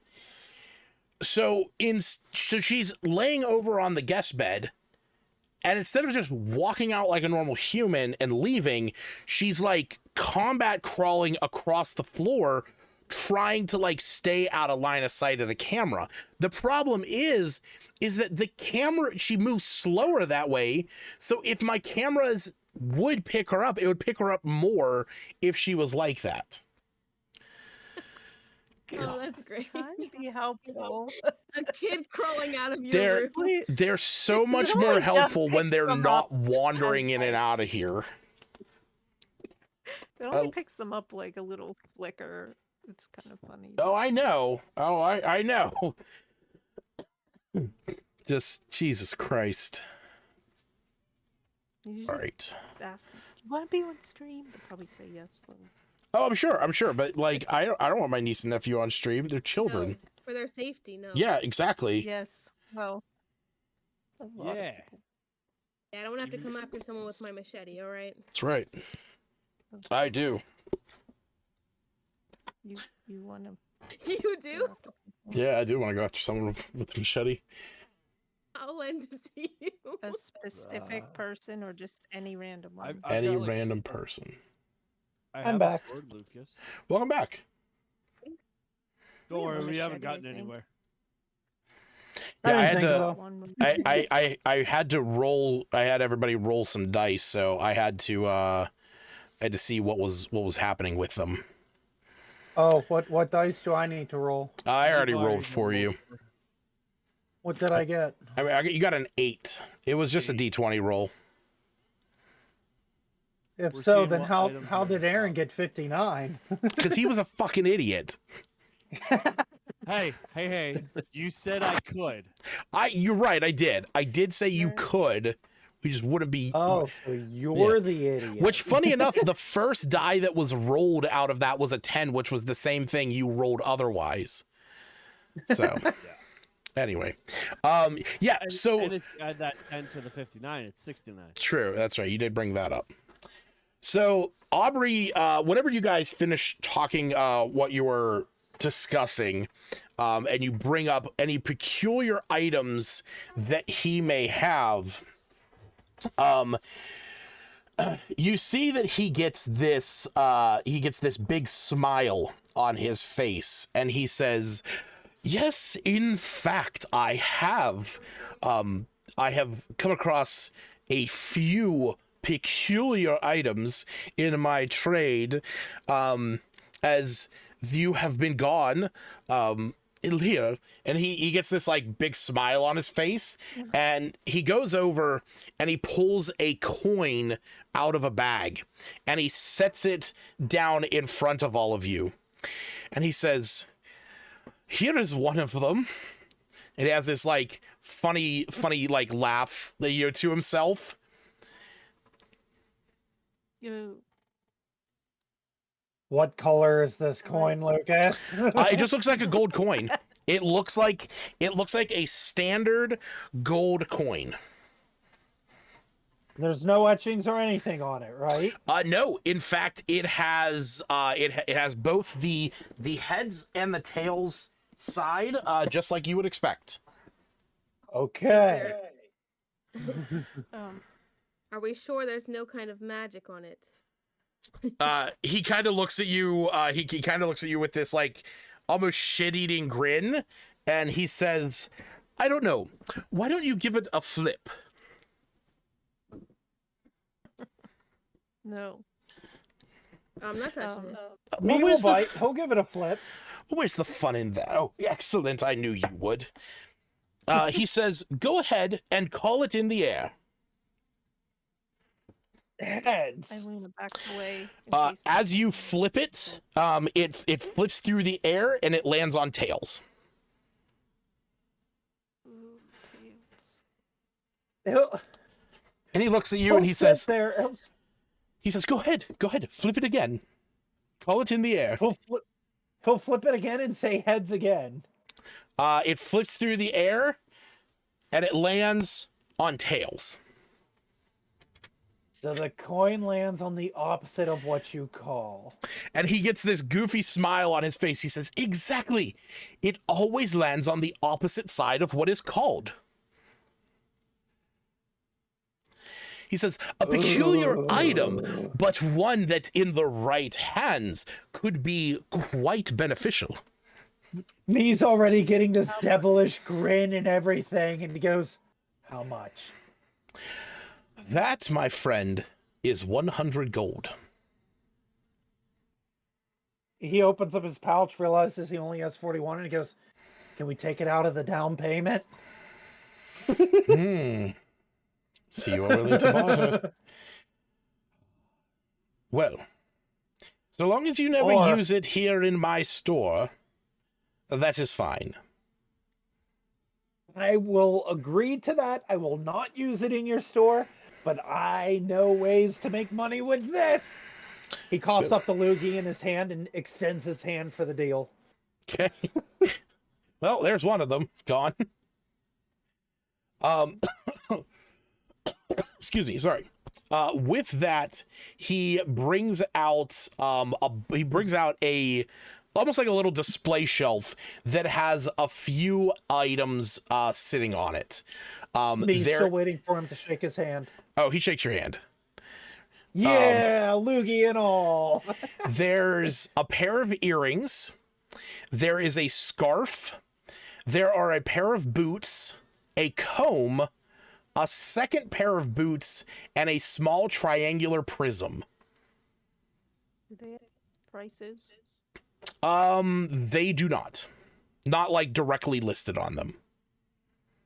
You wants to know what they all do first. Me's gonna ask more. Me just wants to ask one quick question about the coin. Is it whoever calls it, or does the person throwing it has to call it? It is the coin lands on the opposite side of what is called when it is flipped. Good, that's what I need to know. Because now me can be like, I bet you 10 gold that this coin will land on the opposite of whatever you call it every time. Okay. That's fine. I'm sure nobody in a world of magic is going to be like, okay, I'll take that bet. Wouldn't it just be easy to make? However, and get them to call it? can you imagine Can you imagine? Me will just always be like, because there's the other route too, to where if you catch it in your hand and then put it down, face down on the palm, it will always be heads. Then, if you call heads and it goes on tails, Wait, what? Say that again? you throw it in the air, you call it heads. It lands in the palm of your hand as tails, but then you take it and flip it onto the back of your other hand, like some people will do Oh. coin toss. Oh, gotcha, It'll gotcha. always be the other way around. No, see, the thing is that no matter what, it's the moment it's revealed, it's just the opposite. Got it. That's Yeah. what I needed to know. Yep. Yeah, when it is revealed, it is the opposite of what was ever called in the air. You just have to get them to call it. So, I figured that one would be one that Jared was going to jump on immediately, so I kind of wanted to put that one first. Oh, absolutely, because no one else had a chance. It's just literally going to be, we'll flip a coin on it. You call to make it fair. I'll be an Alright. attack But none in this party's gonna let him flip a coin. So, in here. So there are earrings, there is a scarf, there are 2 sets of boots, and there is a comb and a prism. Does anyone want to know of anything specific? Yeah. Yes. Can I? All of it. 1 second. So I can Good. mute myself again. Yep, Because go ahead. you're going to keep hearing echo. Can I find out about the boots? Both pairs? Yes, Aubrey gets a kind of a laugh on his a smile on his face. And he says, yes. These boots, and he points to ones that they have what looks like a almost like a lightning bolt that is that's like part of the leather design. And he says, these are boots that will make you run faster. Yes.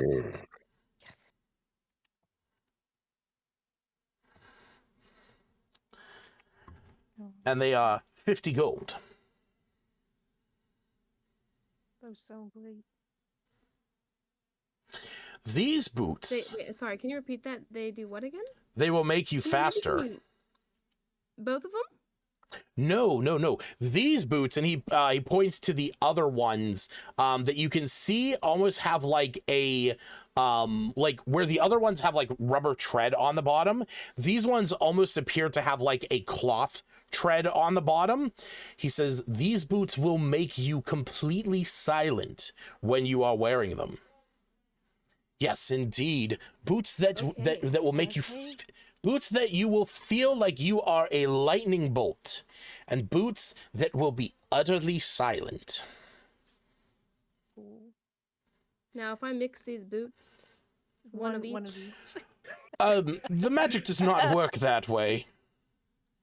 You get half of the fast speed and and you're only silent. half quiet. Yeah. Yeah, we ain't mixing magic items like that. How much are they? Well, they are each 60 gold. Quite a value if you ask me. Indeed. So, 50 for each, you said, each pair? 60, dear. Oh, 60. I definitely am interested in at least one pair. Sorry, I'm gonna let Stacy go so I can I'll mute and she can talk first. Of course. I'm definitely interested in at least one of these. Are you interested in the ones that will make you feel like you are running as fast as lightning, as quick as the wind, or the ones that make you completely silent?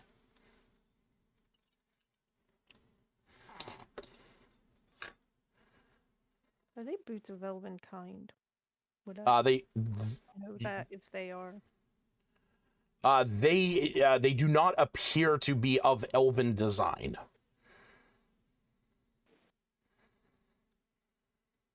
They both seem good.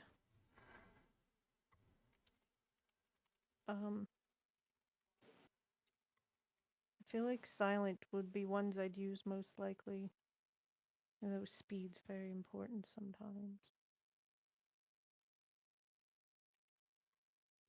But I'm That's the happy one. to swap Albina if she Yeah, because I think Abina said she ever wants the needs silent to- one if possible. Is it? Oh, she put a text up again. Hmm?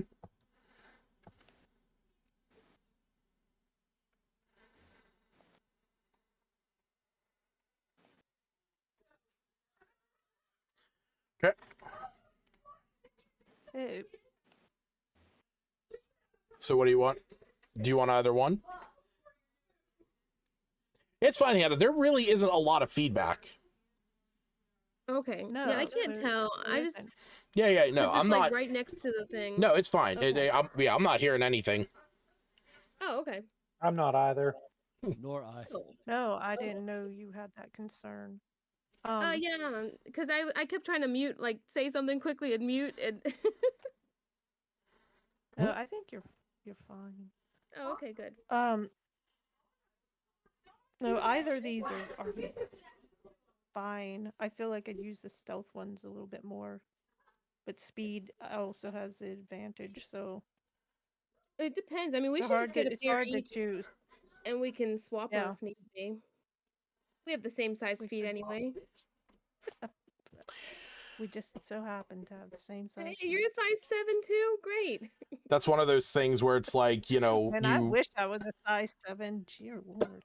It's like one of those things where it's just like, oh, all magic clothing just magically resizes to fit Yeah, whoever all wants it. perfectly fit. But I'll buy one. All right, so you're each buying a pair? I'd like to find out. I'm kind of just interested in all the clothing articles, and the earrings. If he wants to tell me a little bit about those earrings and scarf, we might go out of here with a pair of boots and a scarf or Yes, earrings. yes, of course. And the prism. As you Very could tell, curious. the items that are remaining are very wearable items. Yes, the earrings. These earrings can repeat what it is you speak. Lame. I'm taking the earrings. They can repeat like just out loud or what? They Can I will just, like, grab them to look at them. it will repeat what the wearer speaks. Yes. Like a parakeet? Much like a bird of some kind, I imagine. But how? Just constantly? Well, Like an echo? very astute. These are the earrings of Echo.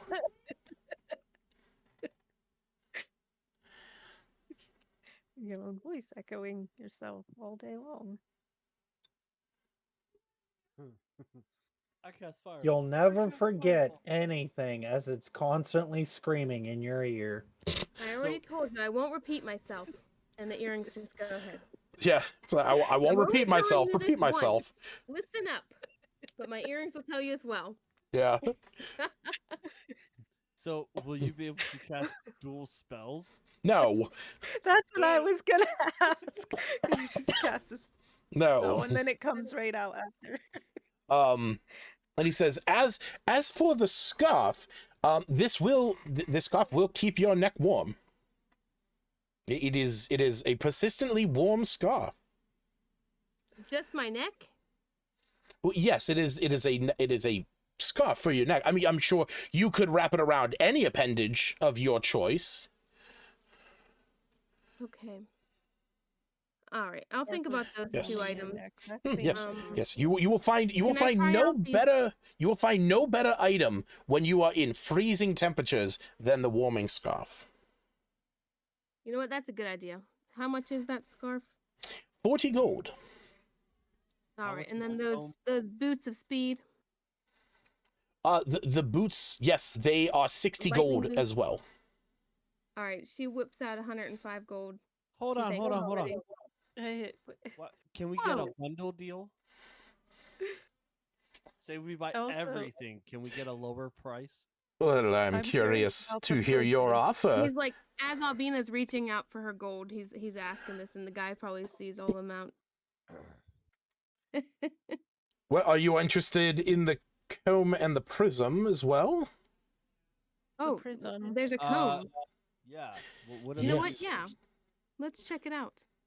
Of course, yes. This comb, no matter how tangled or dirty your hair, this comb will slide through the hair effortlessly. But will the knot still be in the hair? No, it will leave the hair clean and well groomed. We need this. I I wish look it- over at I wish it would Iluna. style it for me. We need this for our travels. I mean, arguably, it does say Right. well groomed. And the prism? Style. How much is the comb? The comb is 40 gold. And the prism? Well, this prism actually, less of one of the peculiarities, something that just recently came into my possession. This is the chroma spell prism. You are able to alter to alter the elemental type of spells that you cast with this. I want elemental stuff. Albina will elbow.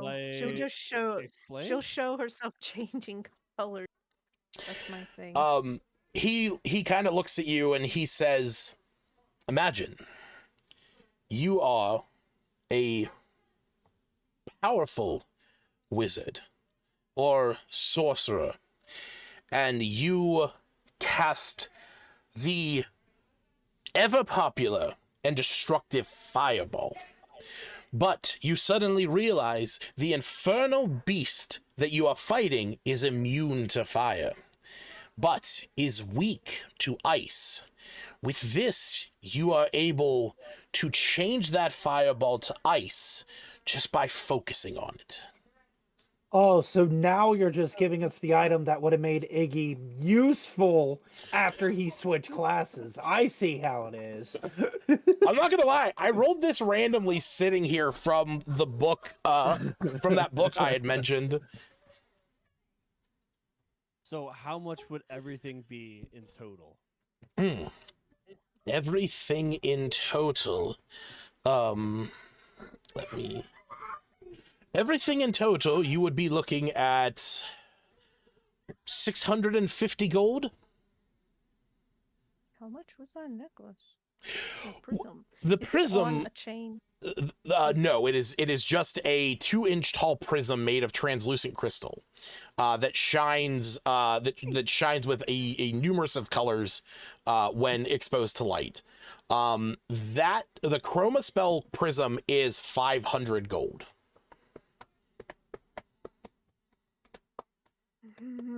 It seems extraordinary.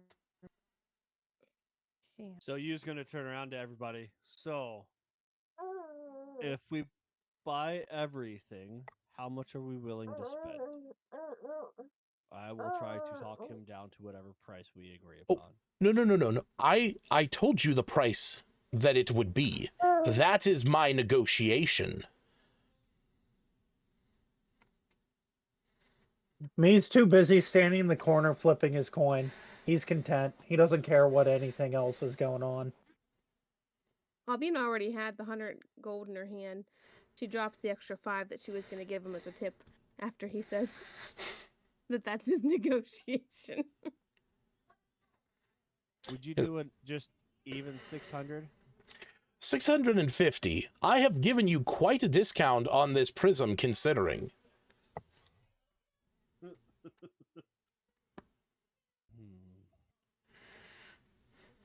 He's gonna look back at everybody like, "You guys okay with 650?"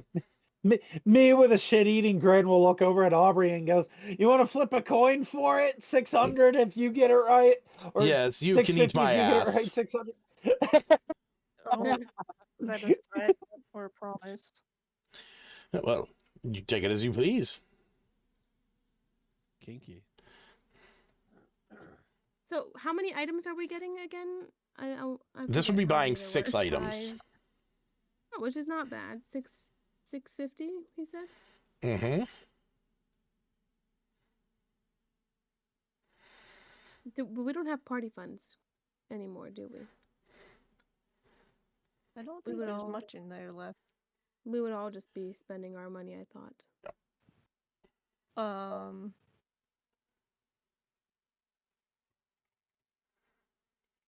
I'm okay with buying my scarf and boots. I don't necessarily need those earrings.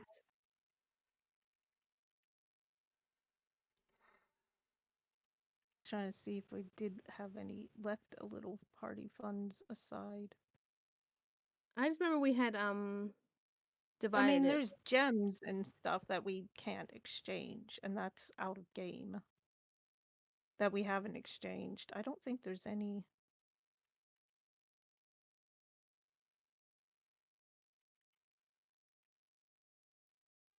Now these boots of lightning, you said, they will.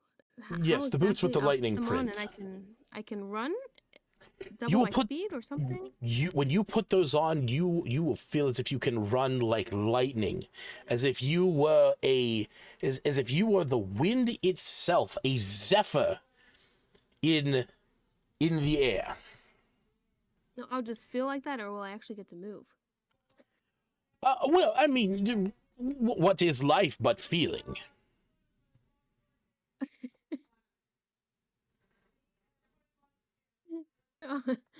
I think I'm gonna ponder a little more. Oh, I see.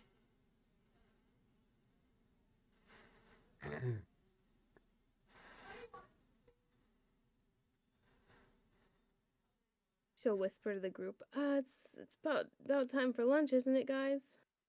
I was like, I ain't got no money, so Wait, He was we're like, trying to make a deal. "Come on, with guys, that with you just fucking none of your money. You just fucking wheeling and dealing everyone else's money. Hey, can you get us this stuff? so So how much? want anything? Oh, So I'm just he was trying looking to help you to- guys out on a better deal. So how much for all of it again? 650 if you don't want but if you don't want the boots, if you don't want the 590. boots with 590. I don't know about those other boots. It just I- seems weird the way he explains it. I assure you, when you don these boots, you will not make a single sound. I want those boots and the I want the prism. I want the prism because she changes season. It doesn't really affect her that much. But I thought the prism would be best for Smith. What does that prism do? So the Probably prism, would be. when you cast a spell that deals a damage type of either acid, cold, fire, lightning, poison, or thunder, it lets you change it to one of those other ones. So if Smith were to cast like Sunbeam that deals radiant damage, he could swap that to fire. Or if he took the lightning bolt spell, he could swap that to fire, and which would give him which would let him use that with his elemental adept and all of that. But it also means that since most of, I'm only using Smith just because Smith is like a very specific case. Since pretty much all of Smith's spells are fire based, if you guys find yourself fighting things that are immune to fire, that would give him the opportunity to swap it to something like ice or lightning or something like that. But any spellcaster can use it. You know, it is. So like Albina could take it and cast lightning jolt, but could swap that to acid, or could swap that to cold. Is there like a cooldown on this crystal? I look over at him. Nope. You had to attune to it? If I want to use You do it have to and I attune toss to it it. over to my buddy here, how does that work? He can use it next? Or only while it's no. in my possession I can It use requires attunement. So you do have to spend time attuning to it. Oh, okay. Where do I find attunement? Crap. You go to your you go to your inventory and scroll down, Okay. and it is right there. Albina's gonna ask if she can. Is it okay if I try these silent boots on for a moment? Of course, dear. I have nothing to hide. And here, Lucas thought we were gonna have to do a side quest because we wouldn't fucking take know, up right? the whole section. To think Joke's that on you. To think that I prepped a map. Oh, yeah, because you were prepping that map and adding lines to it at the beginning. I know. It's crazy. Well, Albina's gonna sit down. She's gonna look for a spot to sit and Yeah. gonna try He them has on. he has a small little chair. Thank you. And All right. so she's gonna put them on. Yeah, and you do a few loops around the store. Yeah, you doff your boots, the boots that you wear. You don these ones. The moment you put them on, you stand up. Every step that you take is completely silent. This is good for a sneak attack. You guys, when you guys are watching her, make these steps, you see that she looks over to you when she, when you guys realize that she's, these boots aren't making any sounds. And when you look, when she looks over at you to say that, you just see her mouth moving. So it's everything. It's a personalized silence. These are boots of silence. They make the wearer unable to make any noise. But you also can't cast your spells. And you cannot cast it. Like correct. Can you hear me? Like mouthing out the words. Yeah, Can you hear me? you can't even hear. You can't even hear yourself. It is almost as if you are in a sphere of silence. And I'm just gonna sit down and be like, "Well, I didn't hear anything you guys said. What's up?" I take them off. Oh, that's not gonna work for me. No. Do you need a verbal for your? Considering every single spell that Albina has is verbal. Yeah. Can you imagine that? Swap out all your spells. Yeah, she'd be good for an ambush. She'd be the one being ambushed. I mean, can you imagine they just force the boots onto me and strap them to him so he can never talk again? Hey, you know what? There's use cases for all of these. Mm-hmm. I would find them advantageous, having no to cause a ruckus. The giant robot. Yeah, I mean, do these things stretch? She takes them off and she's like, "Can he fit these? Like, how does this?" Does Cephas try putting them on? He does indeed. Yeah, they do magically stretch to fit, almost as if they're made of spandex or something. I think this is a good buy for the group. Septis starts doing the running man, see if anyone can hear him. Yeah, no, completely silence. There is not a sound coming from you. You'll see a sigh on Iluna's face of the relief of not hearing it being. Yeah, you're not hearing this as he's just standing in place, pumping his arms, shuffling his feet. I didn't know you had such moves, and he can't hear me anyhow. So, or maybe he can. I don't know how it works. He can hear you guys. He can 100% hear you guys. The wearer is unable to make any noise. Can we That's try good if someone snores. These we should get them. Boots? We need them. What about the fast boots? You try them on? You're trying them on? Okay. Yeah. Do it. You put these on, and you see the smile on Aubrey's face. They fit just fine. Your feet kind of feel a little bit lighter. You almost feel faster just putting them on. I would run. I kind of want to go around the store, but everyone has to get out of my way. Circle around. Okay. I'm not leaving the store with these weird boots. I might go very far. Sure. So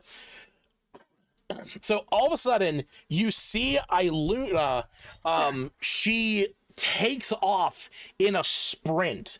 And from Iluna, everything kind of becomes a bit blurrier to you. Your hair starts flowing back.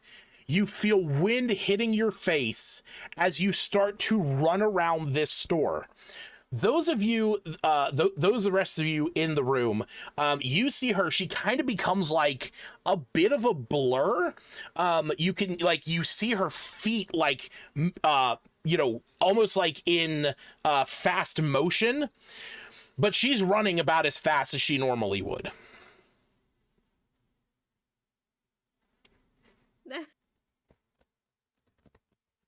So they just give you the effect that you feel you literally feel. These are the boots of false speed. They make the wearer feel like they are running faster, but their speed never actually changes.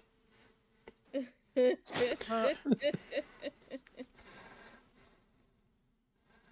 love it. I don't know what just made me think like I feel. Wait. Am I gonna actually move faster? No. That's it. It's like they make you feel lighter. They make you feel like you could run a marathon, but the moment you start running, you're running as fast as you normally would run.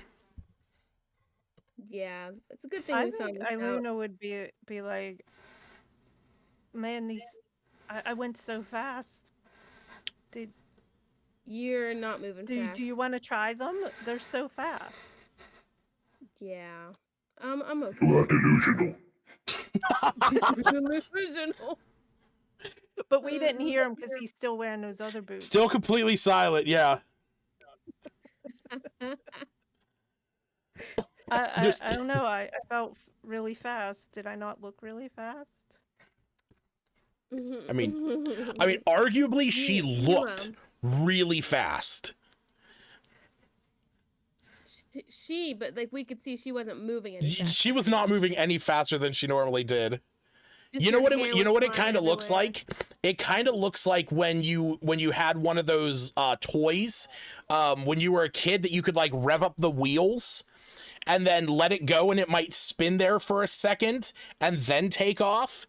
It's like that. It's kind of like perpetually running in place and moving as fast as you ever run. Oh, that's great.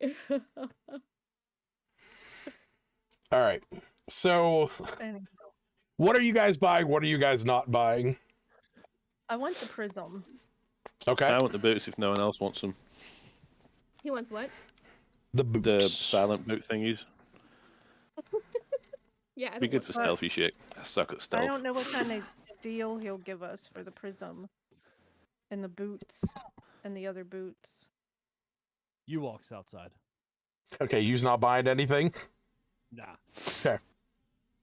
Too rich for his blood. Albina's gonna follow you. She's gonna thank him for his time and say, I think I'll reconsider. All right, so then we're... Anyone- I'll just buy the boots. I don't really care. You said they were 60. Yeah. Yep, 60 gold. So you are all set with that. Nice. Anyone want in on this prism? How I'm much is aiming the at prism? like 300 or 400. I don't think he's doing a deal if we're not buying it all together. 500 gold if you're just buying it straight up. Oh wow, I didn't realize he was doing that much of a deal. Oh yeah. Well, he wasn't giving you guys that much of a deal. He was giving you like 30 gold off. I thought the full price was anyhow 500. No one wants in on this. Smith, would you use this? Someone has to attune to it though.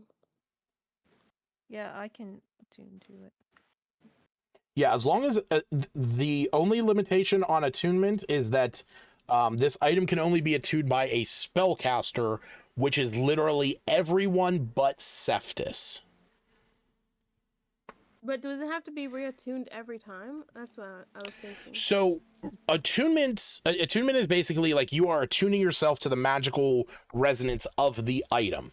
So if Smith wants to use it, he has to spend an action to attune to it. If then Iluna wants to use it, Smith has to unattune to it, which takes 10 minutes, and Iluna would then have to attune to it, taking an action. Because technically speaking, attuning to an item action in official D&D takes 10 minutes, and unattuning takes an hour. So, but yeah, in my games, I have an action to attune, 10 minutes to unattune. I just think it'd be really handy to have, but It would. like I don't Iluna disagree. would give it to Smith in the party. She can probably do like 300 towards it. Maybe more, 350. If anyone wants to help out. Smith. Yeah, I can put in 100. How much is it? It's 500. I was planning to talk to Aubrey about some other stuff. Oh, I know you want to talk to Aubrey about some stuff, so that's perfectly fine if you want to hold off till that. I want to save my money just in case. That's respectable. Well, Iluna and I will go talk about how much we want to put in. We can let Smith talk to him. All right. Yeah, I said Iluna said she would be willing to put in 350. So if you wanted it for the party, you would just have to put in 150.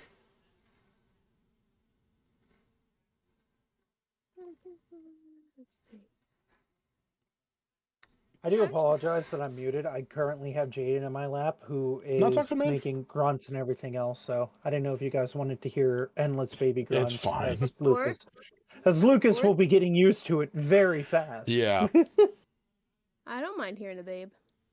All right. Yeah, I'll take out 150 here. Let me fix this. All right. Iluna and Albina. I have to check my notes. I feel like it did leave a little bit of party fun. We might have left like 200 or something. I can't I remember. feel like we left a little bit, but I don't have it handy because it's not on my character sheet that way. My money is on the character sheet.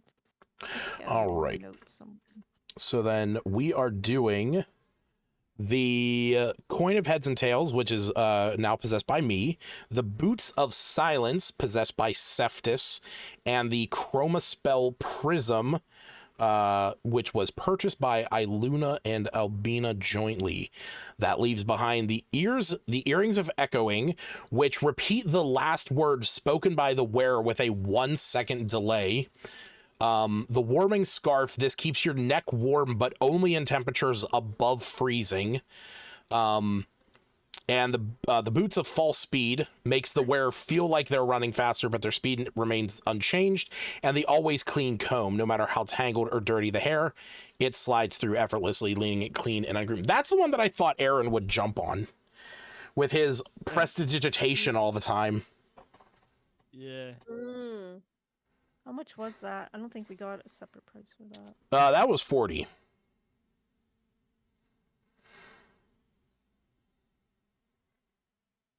I mean, logically, Iluna would get that, but I mean, not logically, but for the You're just going off the combing random but she people's doesn't hair. want it. Look how stunning your hair is now. Please, can I have some more? One of the things that I thought of whenever I saw that item was like I would be curious if somebody would want this and then try to make the argument of like, could, like, even though it says hair, like, could you use that on anything that is like tangled or dirty, like a mat of threads, like a rope or something like that, to just instantly unbind a rope. Okay. Is this prism available in? It is not. I have to add them after. I have to add them later. Okay. Well, I took That'd be my why I money can't out. find it. Yep. Oh, yeah, I took my money out. Sorry. That's why, yeah. Presume since Iluna paid the most, she'd hold on to it. But the idea is that she thinks it's handy for the party. So if somebody wants it with, I guess, a lean towards Smith, probably make most use of it. They can ask. She'll probably oblige. She might not, though. It's like Smith standing There's there a fighting a chance she devil might that's not. completely immune to fire, and he's like, Albina, I need the prism. She's like, no, I don't think so. I just think it's super handy, and No, I'm gonna say, give me the add it. money. What do you want to use this for? Fucking I'll Albina take the shows money up when you're wearing dead. a fucking like 20. wearing a And then business she gets suit. stuck with a. Then she gets struck with a lightning bolt by Helm. He's like, "That's not the deal we made." Yeah. Like, fine, here, take it. Oh Oh, man. Dana's like, I'm gonna charge you double.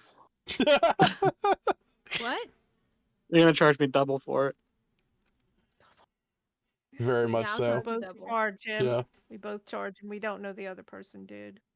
We think That's it. it's You something each charge him separately. Like, well, Oh, I paid man. this, so and this is how much they are. Hand it over. And All right. So yeah, there you go. So with that, you added a very big long note. What? It was like it was a really short. You altered the notes from a short list to a long list. Oh yeah, to actually what the items are. Yeah. Yippers. All right. Okay, so as this is happening, as you guys are sort of finishing everything up, I know Smith, you want to talk with him, and we will get to that.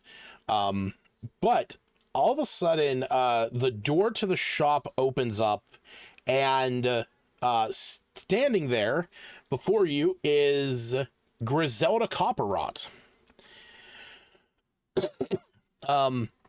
And she sees the lot of you standing there, and she goes, "Oh, good, you're here. I was checking all over town for you. I need your help. I know that you just got back, but I have a bit of a... What? 50 gold. Shut the fuck up. Hold on." She says, I know that you just got back, but I'm in a bit of a situation, and I need your help with... Well, we can discuss it. We can discuss it over at the council hall, if you would not mind joining me. Sounds good. I think we're mostly done here.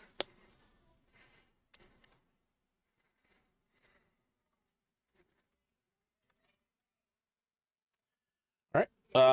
So Smith, do you stay back to talk to Aubrey real quick before? Yeah. Okay. Yeah, I'll tell him I'll just be able to do that. All right. So we'll say everyone makes their way over to the council hall. And as everyone is leaving,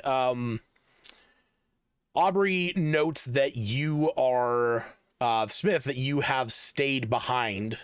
And he kind of like eyes you, up a bit and says, "Yes, is there something else I can help you with, sir?"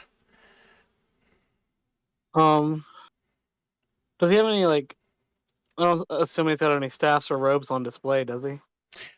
He does. So- None of them seem like grandiose or like of what you would determine as like magical. Most of the stuff that he has is like oddities. Okay.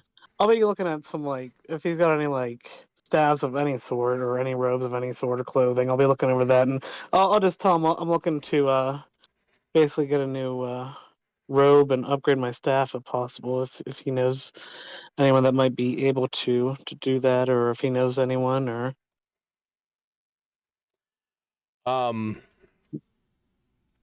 anything like that.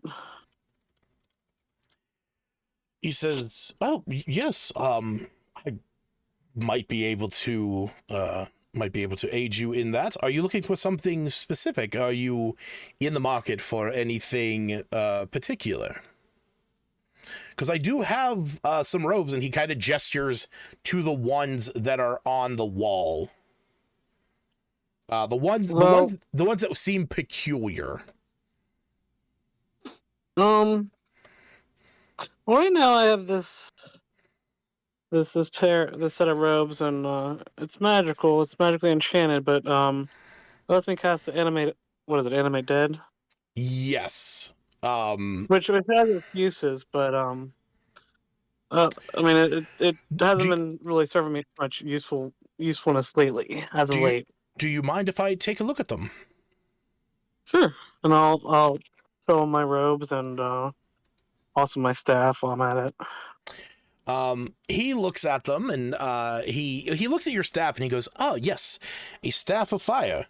These are quite powerful. I will say that.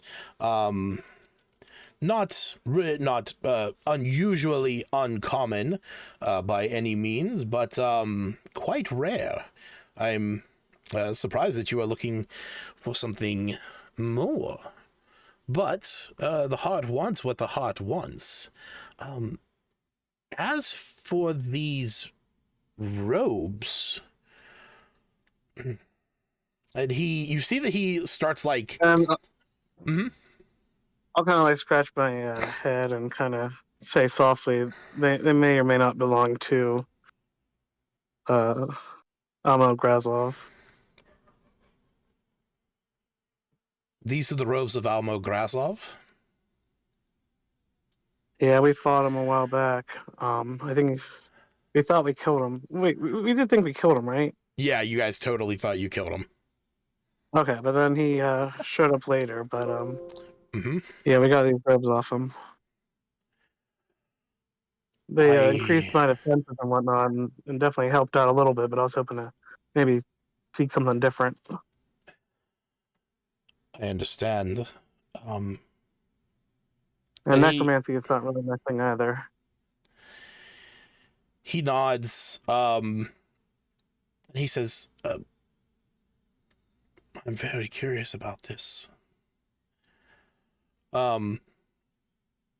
He goes over and grabs a glove that is sitting in a box. The glove appears to have a symbol on it that appears to be like a blood drop and a skull. And you see that he walks over and he holds the edge of the cloak, and you see that symbol on it begins to glow. And then you see Aubrey's face twist in anguish. Oh, goodness. And he says, "Oh, the horrid history of this thing. I am surprised you are able to bear the weight of it. It has been the source of sinister acts. I understand if you want to rid yourself of it. I am just surprised you would befoul yourself with wearing it, knowing well, you may be ignorant of the atrocities this has committed." Yeah, I didn't know any better at the time. I just saw. I understand. I've had my time adventuring before. I understand the allure. I will help you. What, pray tell, are you looking to replace this with? That I don't know. I don't really know what's out there, and I just looking for something that maybe increases my defenses or increases my spellcasting ability. Well, I am sure I can put something together. There are many a magical robes out there. There is the where the fuck was it? I actually just had it here. Damn it.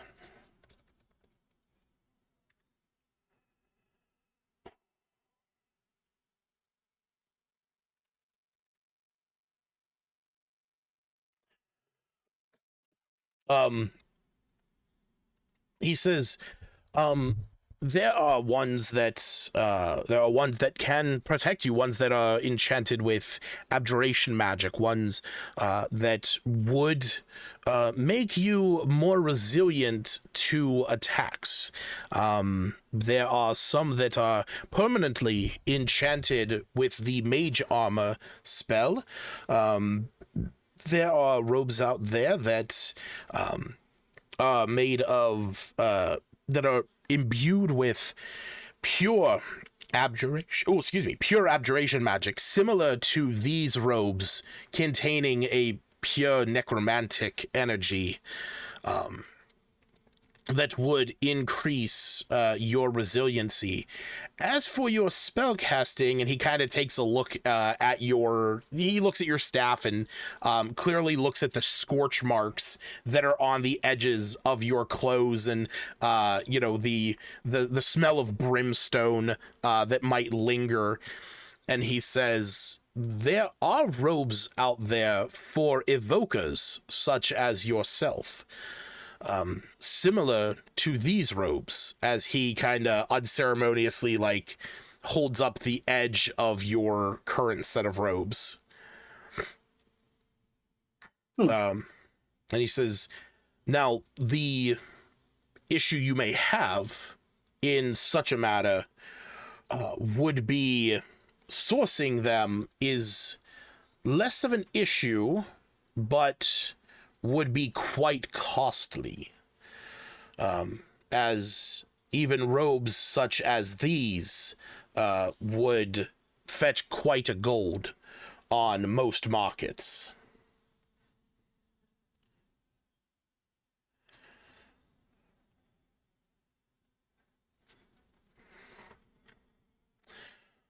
But if you are willing to get your hands dirty, I am sure that sourcing a robe of that degree would not be impossible.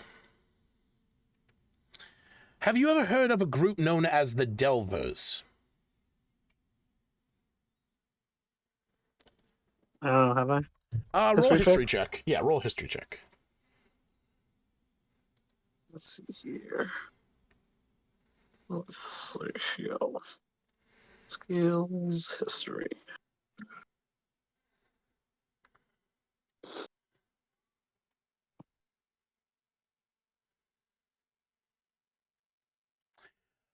I'm gonna say with a 15. Yeah, I'm gonna say with a 15. You've heard of them. You've never really looked too much into them. But the Delvers is it's an organization that is that more or less goes out and finds magic items. They delve into places of danger and woe, and they essentially catalog the things that are found there, because, and Aubrey's going to explain this, you would have heard this in time. Not everybody can escape a dungeon with all of the loot, and sometimes it is better to leave it there than to try and escape with it. The Delvers is an organization that kind of catalogs that stuff. And Aubrey says, a friend of mine is going to be setting up shop here in Lylon. He is a member of the Delvers, and for a price would be able to source you the information needed to find such an item. Should one exist, of course. Sure. Yeah, what are we talking here?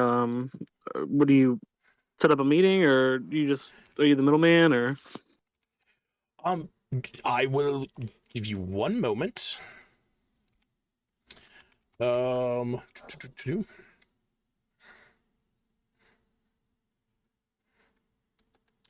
He says, here in town, there is a building on the other side of the town that is just opposite of the temporary sign in, just on the other side of that building, right next to the entrance, the southern entrance leading here into Lylon. That is where he is setting up shop. Makes no sense to me why he chose down there. He could have chose one of the buildings up here to make my life easier, but no. But he is a gnome who goes by the name of Omdis Kodnik.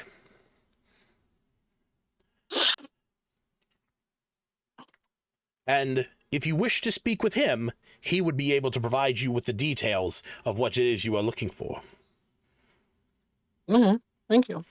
Of course. What do you...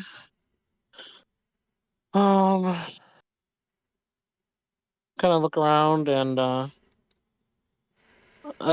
kind of to go back to what we were talking about earlier, what do you got to tell me more about, I'll kind of whisper, Eldrin Grazov?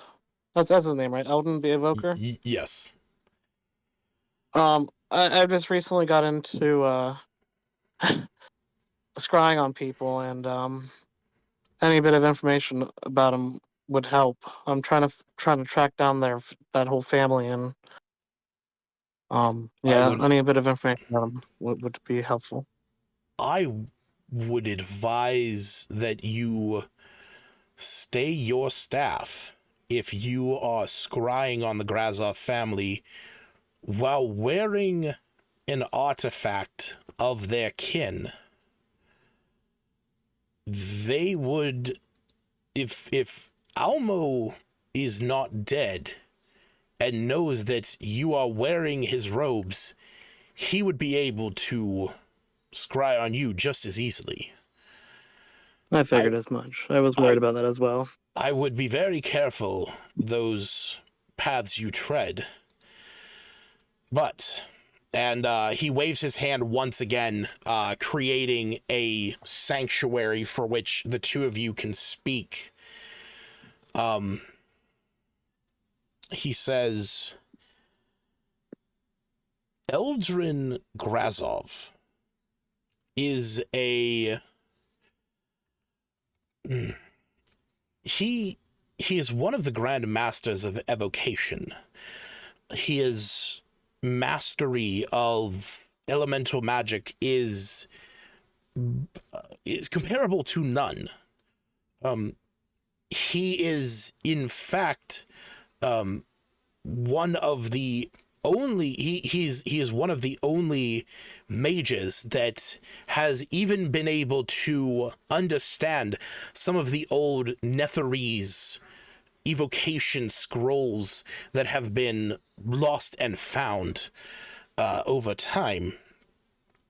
The thing is that you must understand is that his powers are very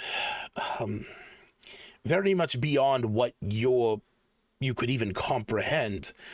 A standard fireball from his casting would seem like a firebolt from a hedge wizard by any other, he says anyone else's fireball would seem like a firebolt from a beginner hedge wizard compared to the ferocity that he is able to put forth. In fact, it was in a fight against him to save Lylon many years ago that I found my death.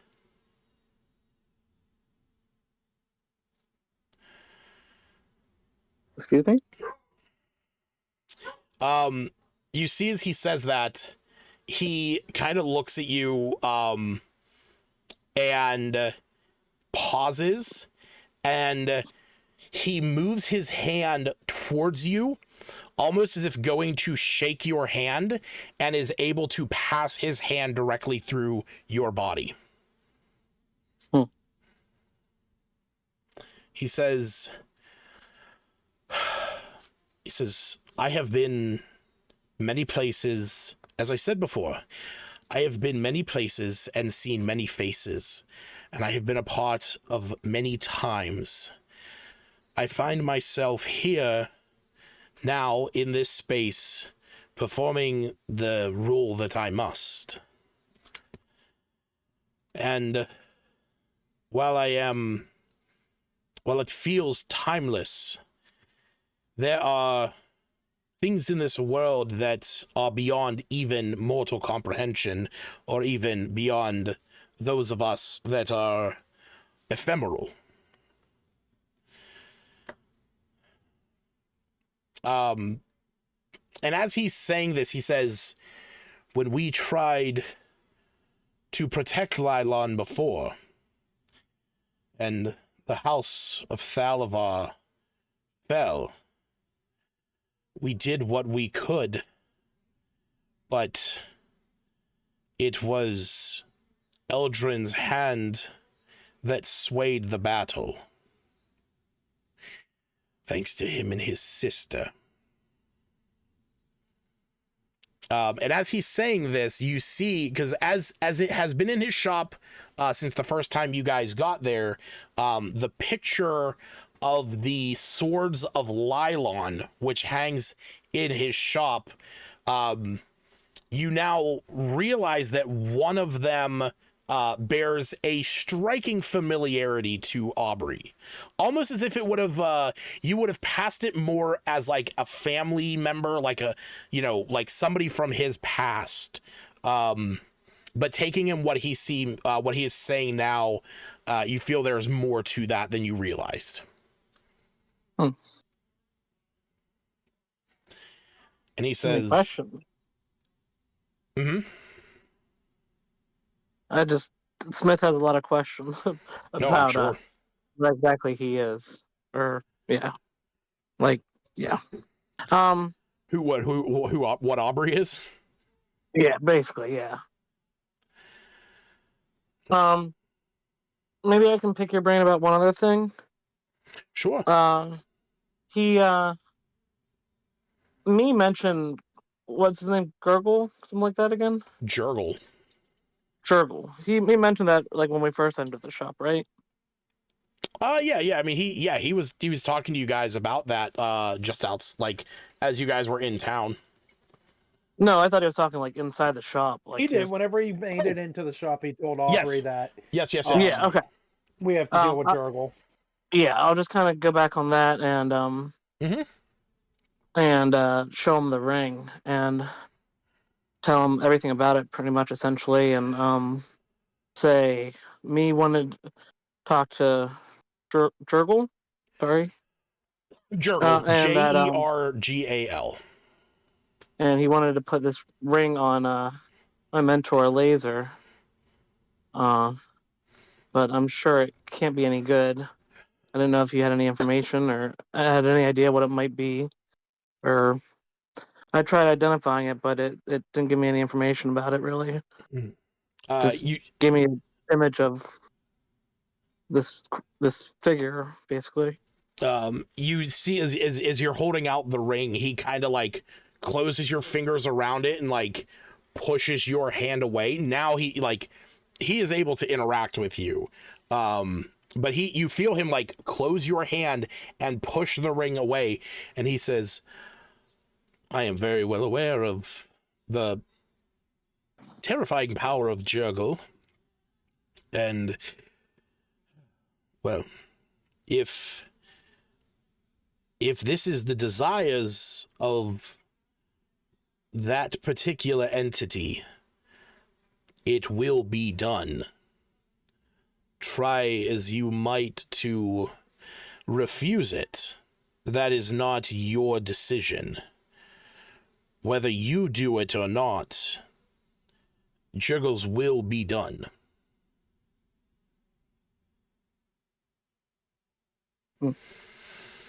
Being that I sense a connection between you and Elijah, I find that you will make the correct choice when the time comes.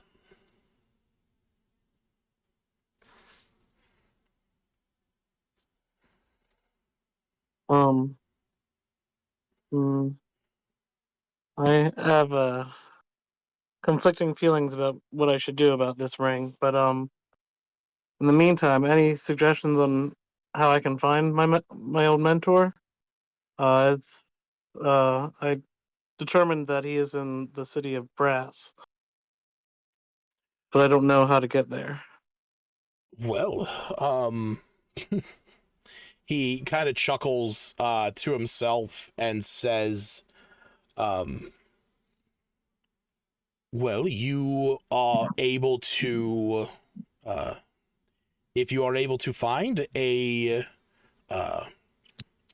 conjurer that is willing to provide those services for you, you can ask to have the gate spell cast.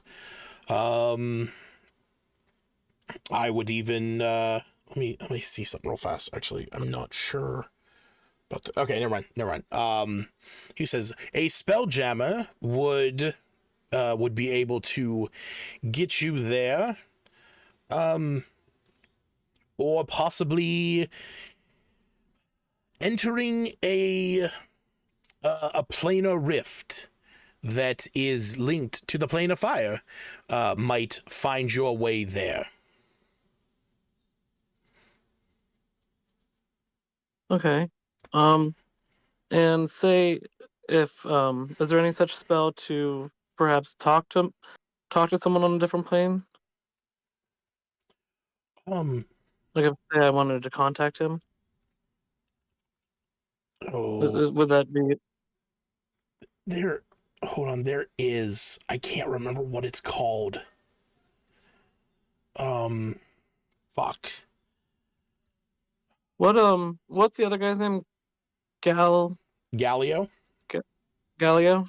Would he Mm-hmm. know maybe information like that? Or I mean, would I assume he would know information? you've talked with Galio. I mean, Galio was the one that connected with Elijah Oh yeah, before. right. Yeah, let me ask. Is he in? Where was he again? Is he in Lylon? Oh yeah, he's literally the building south of where you are right now. Okay. Yeah. Let me go talk to him a little bit here. Okay. And yes, sorry, I had to look it up. I knew there was a spell. I couldn't remember if it was called like talk to or who it was. There is a spell. It's a divination spell. It's 5th level. And it is known by warlocks and wizards, and it's called Contact Other Plane. You mentally contact a demigod, the spirit of a long dead sage, or some other mysterious entity from another plane. That's like one of the only ones that like contacts, that allows you to speak with another plane of existence. Unfortunately, it's not like calling up, long distance. You don't really have much of a choice of who you are getting in touch with. And you only get to ask 5 questions. Okay. Well, I think that's about it. Thanks for all your information and your feedback. And then, Just of course. does he have any healing potions that I could buy? Yeah, he has I wanna 2 buy healing. something. Yeah, They are. Let me look. Gotta buy something to heavy that guy. I knew it. He's just planned to kill us and take the crystal. Yep. You He's found like, it out. when they die, I'll use these healing potions and then I get the crystal free. Jesus Christ. Where the fuck do I have that on this list? Here it is.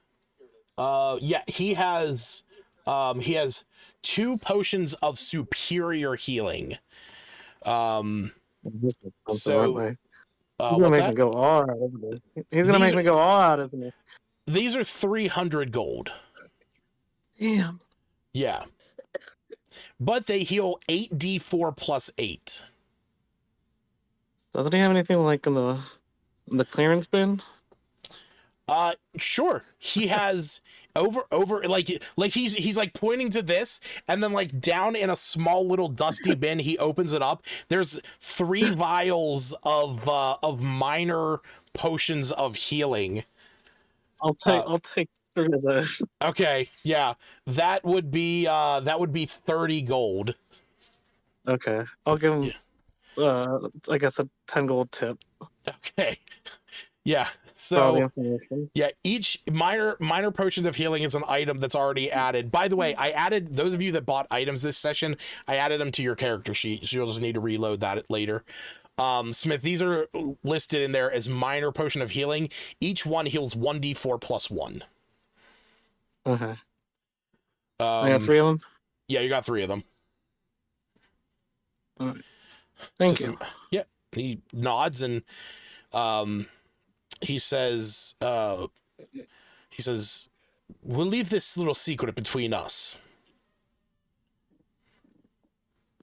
I'll nod and say thanks again for everything. Yep. All right. So as you are walking out of his shop and you're starting to make your way, are you going to head over to the tower, or are you heading over to the council hall first? I'm assuming not too much time has passed, so I'll probably head to the council hall. Okay. If that's where everyone else is. Yeah, that's where everyone else would be. As you are walking out, you see a dwarf that is like marching up through the street. You see him kind of like looking around. You actually recognize this guy as Lorik. He is the new blacksmith in town, the one that was arm wrestling Seftis.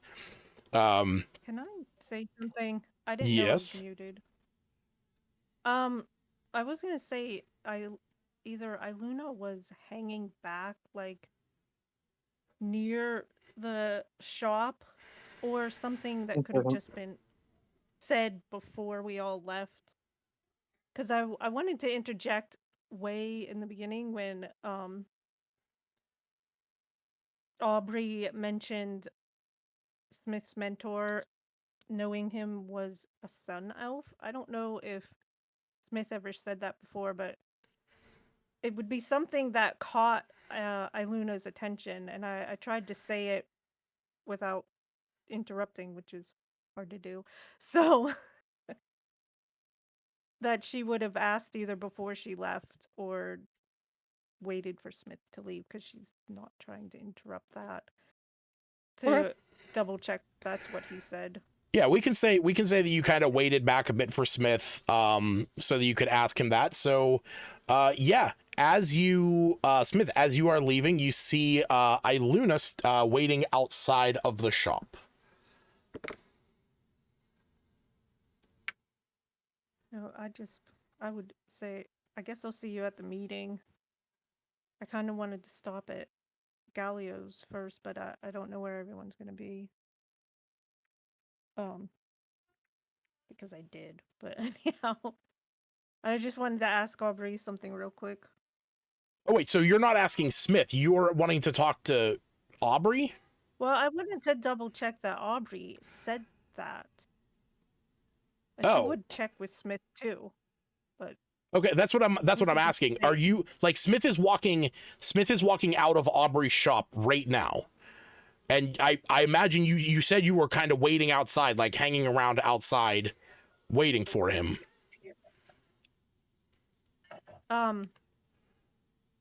Sure. I guess I was trying to confirm that Aubrey said that his mentor was a sun elf. Right. That's what I'm asking. Are you asking Smith that question, or are you like, when Smith leaves, are you going in and asking Aubrey?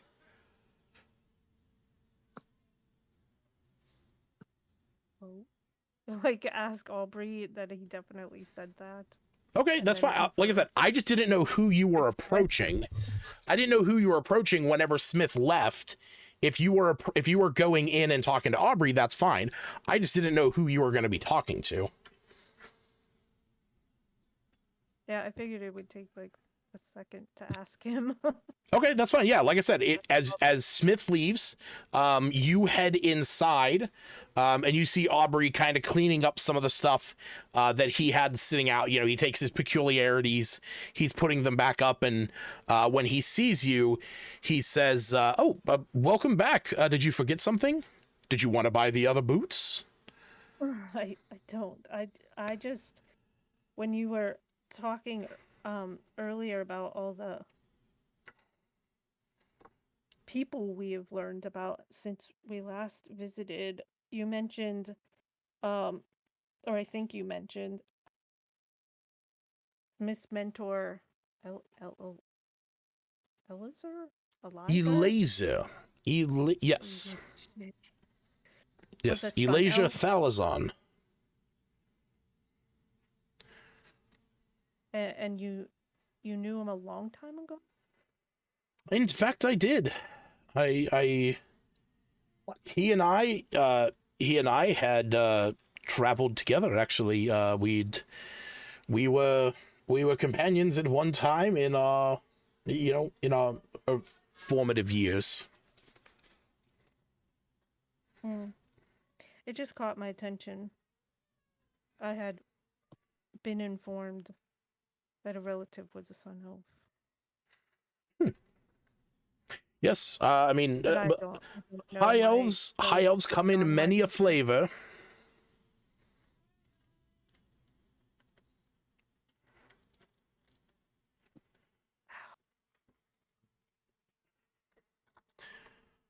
All right.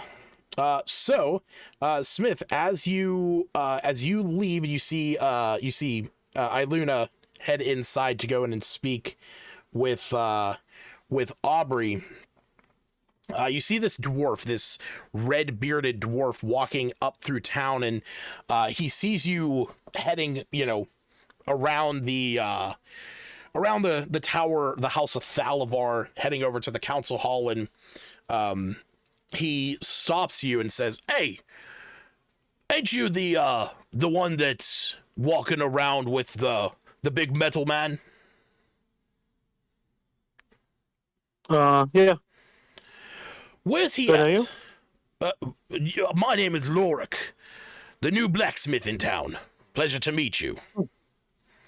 You too. My name's Smith. Seftus. Yeah, he's around here.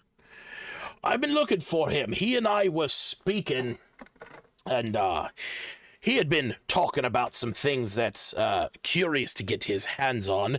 I was able to figure out where something is. A friend of mine got me in touch with a map, and was gonna find him and let him know of it. Oh, okay. You said you're the new blacksmith in town? Do you have like, where are you located? Oh, and he kind of like points up. He points up between some of the buildings, and he says, "Oh, setting up shop up here. Not currently up and running yet. Damn forge is still in a bit of a shit. I need the heart of a salamander to get things moving right now, and well, me moving up here was cost enough as it is, and now a bit of a situation with needing to get that repaired, but I'm sure I'll figure something out." don't suppose there's anything I can help you with, is it? Where do you get the heart of a salamander? Where are the salamanders? Well, I mean, my understanding, most of them are gonna be located somewhere deep within the Underdark. That's where I've found them in the past. You know, they kind of hang around the volcanic the volcano areas, anywhere there's large elemental flames, anywhere where there's you know, large fire. You know, they are native to the elemental plane of fire after all, so they kind of culminate around there. But the thing is that their hearts, they are they are beings of the elemental plane. Their hearts can be manipulated to run a forge for hundreds of years. Unfortunately, the crystallized one that I had shattered on the trip up. So, in the market for one at the moment.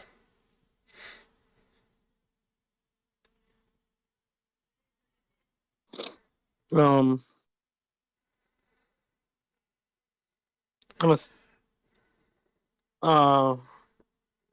of game, is that something mending would be able to fix, or no? Would I know that? I'm assuming probably not. It's a magic. No. Mending doesn't fix anything magical, right? So yeah, mending can physically repair a magic item, cannot restore magic to it. Okay. Yeah. If you mention mending, he'll be like, no, trust me, I know that one. And you see that he like tears he tears like a piece of cloth, and then he casts mending on it himself. Gotcha.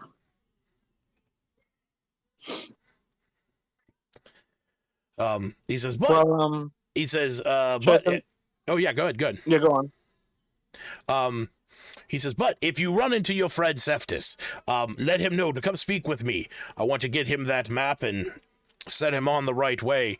Apparently a little one found themselves in a tricky situation, and just so happens where he's located, there's the likelihood of a giant, a frost giant, and Cephtus and I were speaking. He wants one of their belts, so I figured this was an opportunity that might interest him. Okay, sounds good. Thanks. I'll let him know. Of course, and if you have any more interest in that salamander, well, let me know. I'm not too shy from taking a trip to repairing my forge. If you know anywhere around here to that we might be able to source one. Yeah, I'll definitely keep my ears out for that, or keep my eyes open. Whatever. Yeah. Appreciate it. Enjoy your day. You too. All right. So with that, yeah, go ahead. Sorry, I got distracted because my contact decided to be get a hole in it. So Oh, that's not good. I kind of just stopped the dialogue because my eyeball hurts. Okay. But I kind of wanted to know if Aubrey knew anything from his family. I guess Iluna feels that Aubrey knew him possibly before Smith, and just kind of want to ascertain that or not. If Aubrey knew Elasia before Elasia knew Smith, or what do you mean? Yeah, before Elasia knew Smith.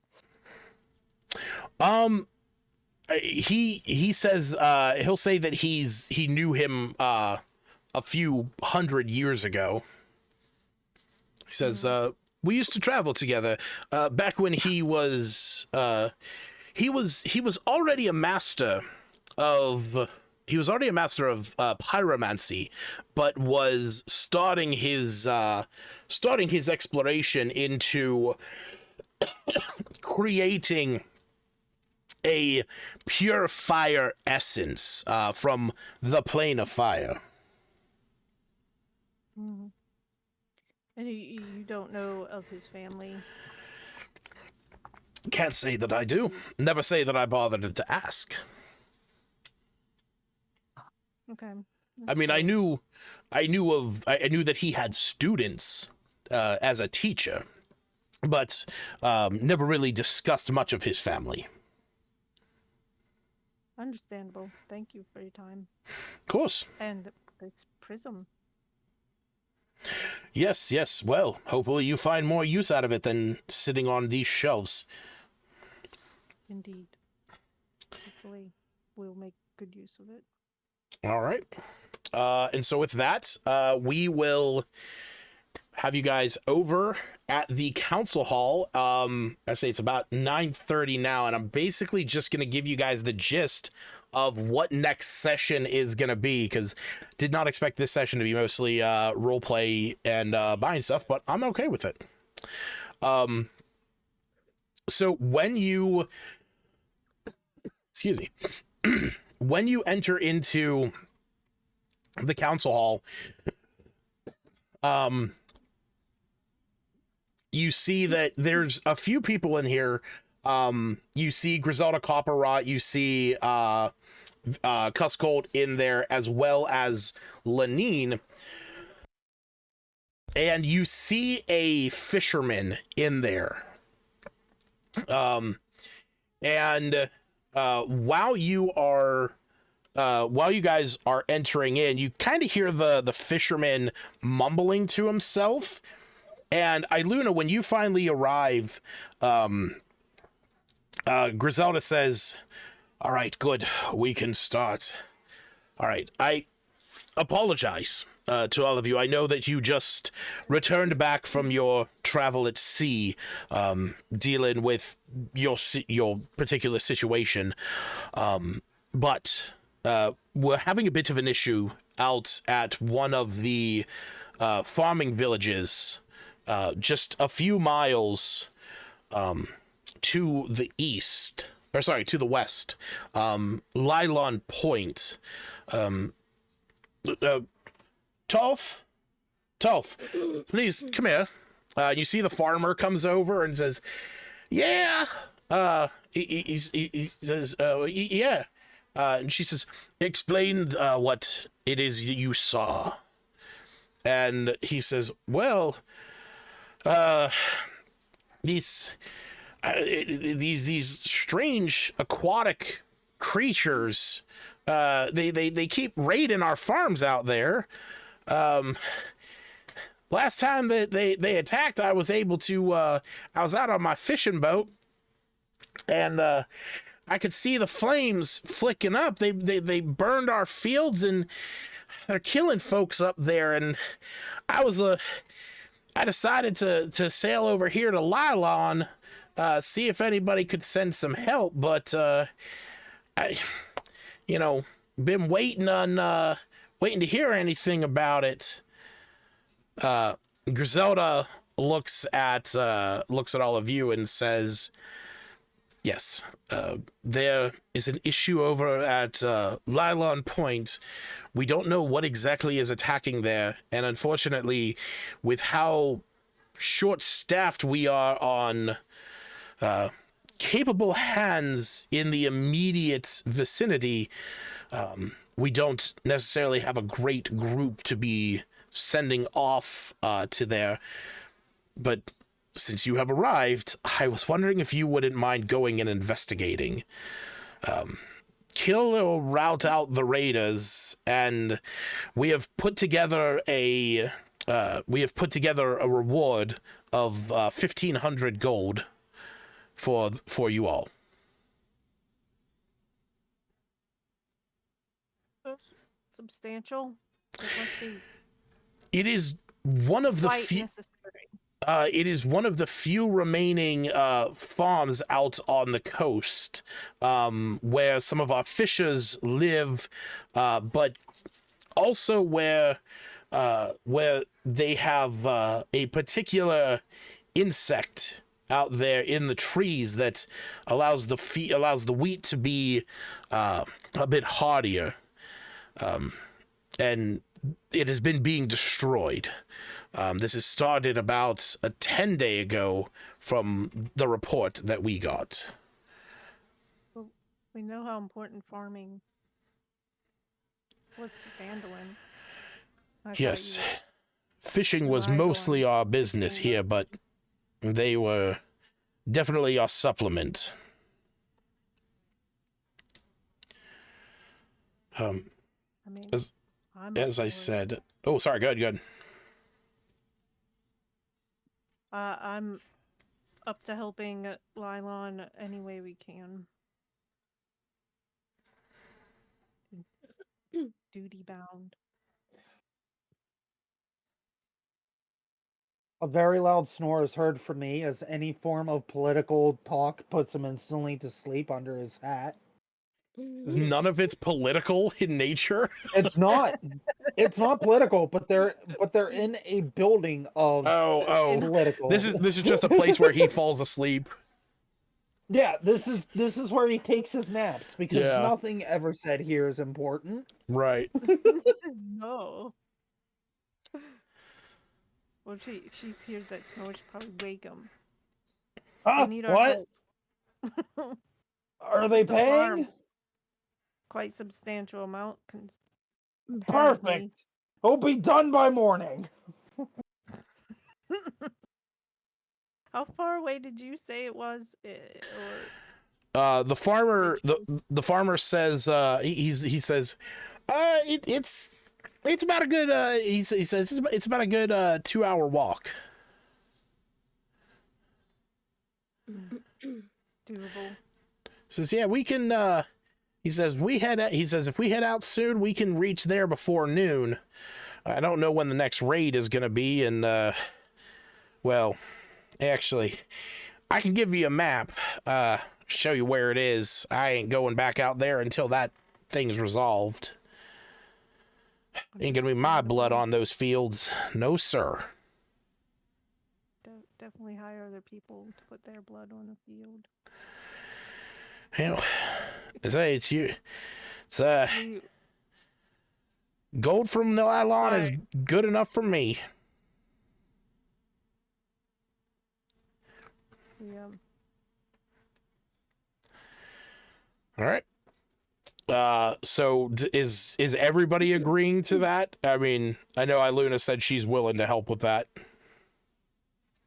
Yeah. Albina's fine with that, yep. Okay. And Omi said he was good because as long as he's getting paid. Damn straight. All right. Well, if you're all in agreement, then our next session will be... Yep, good. Septis can't say anything. He forgot to take his boots off. True. That's true, so I was also muted. Completely silent the whole time. Yeah, so then our next session, we'll start off with you guys heading over to Lylon Point, handling that, and then from there, after that session, we will start to get into all of these one-shots. So this is going to give you guys plenty of time to make a couple characters. So keep in mind, all your characters that you're going to be making are level 11. I know that's a fairly high level. I know that's where where we're playing, and I know making a level 11 character has a lot of options. If you guys need any help, if you want any help, feel free. I will also do you guys a solid. If you are unsure or just need some inspiration for a character, I'm gonna put the link in the P5 chat there. It's tetracube.com/ D&D character gen, you can actually like randomly generate characters from that if you just need some inspiration, or can't really think of a character that you want to necessarily play. Just borrow one of your 150 of I them, If you- need, however many Yeah. I just need one of Jared's the best characters that's broken and like the best to kill everyone that's bad. So Yeah, I was I gonna mean, say, I can make you a broken character. God. Yeah, I was gonna say, It's not so much that I make broken characters. It's more so that I make bullshit characters that somehow work, and Lucas hates them. Yeah, I'll say, if you want to, if you want to play one of the characters that I've made in the past, reach out to me. I'm looking at my list right now. I have 151. So what are you? I had a good guess. Yeah. So what are you in the mood for, Hannah? You looking for a magic user? Looking for somewhere in between? Hey Hannah, do you want to play the character that you named that I put together? That's what I was gonna say. The frog. You could play the little grung monk named Raina Ribbit. Yeah, that's right. Yeah. I was gonna Yeah. say that.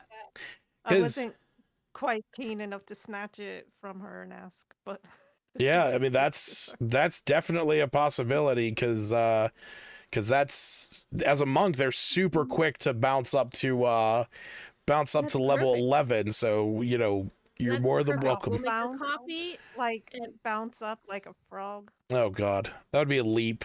They have an Ribbit? ability called Ribbit. leap. All right, so everybody who's watching at home, thanks for watching. We appreciate it. We'll see you guys later. Bye.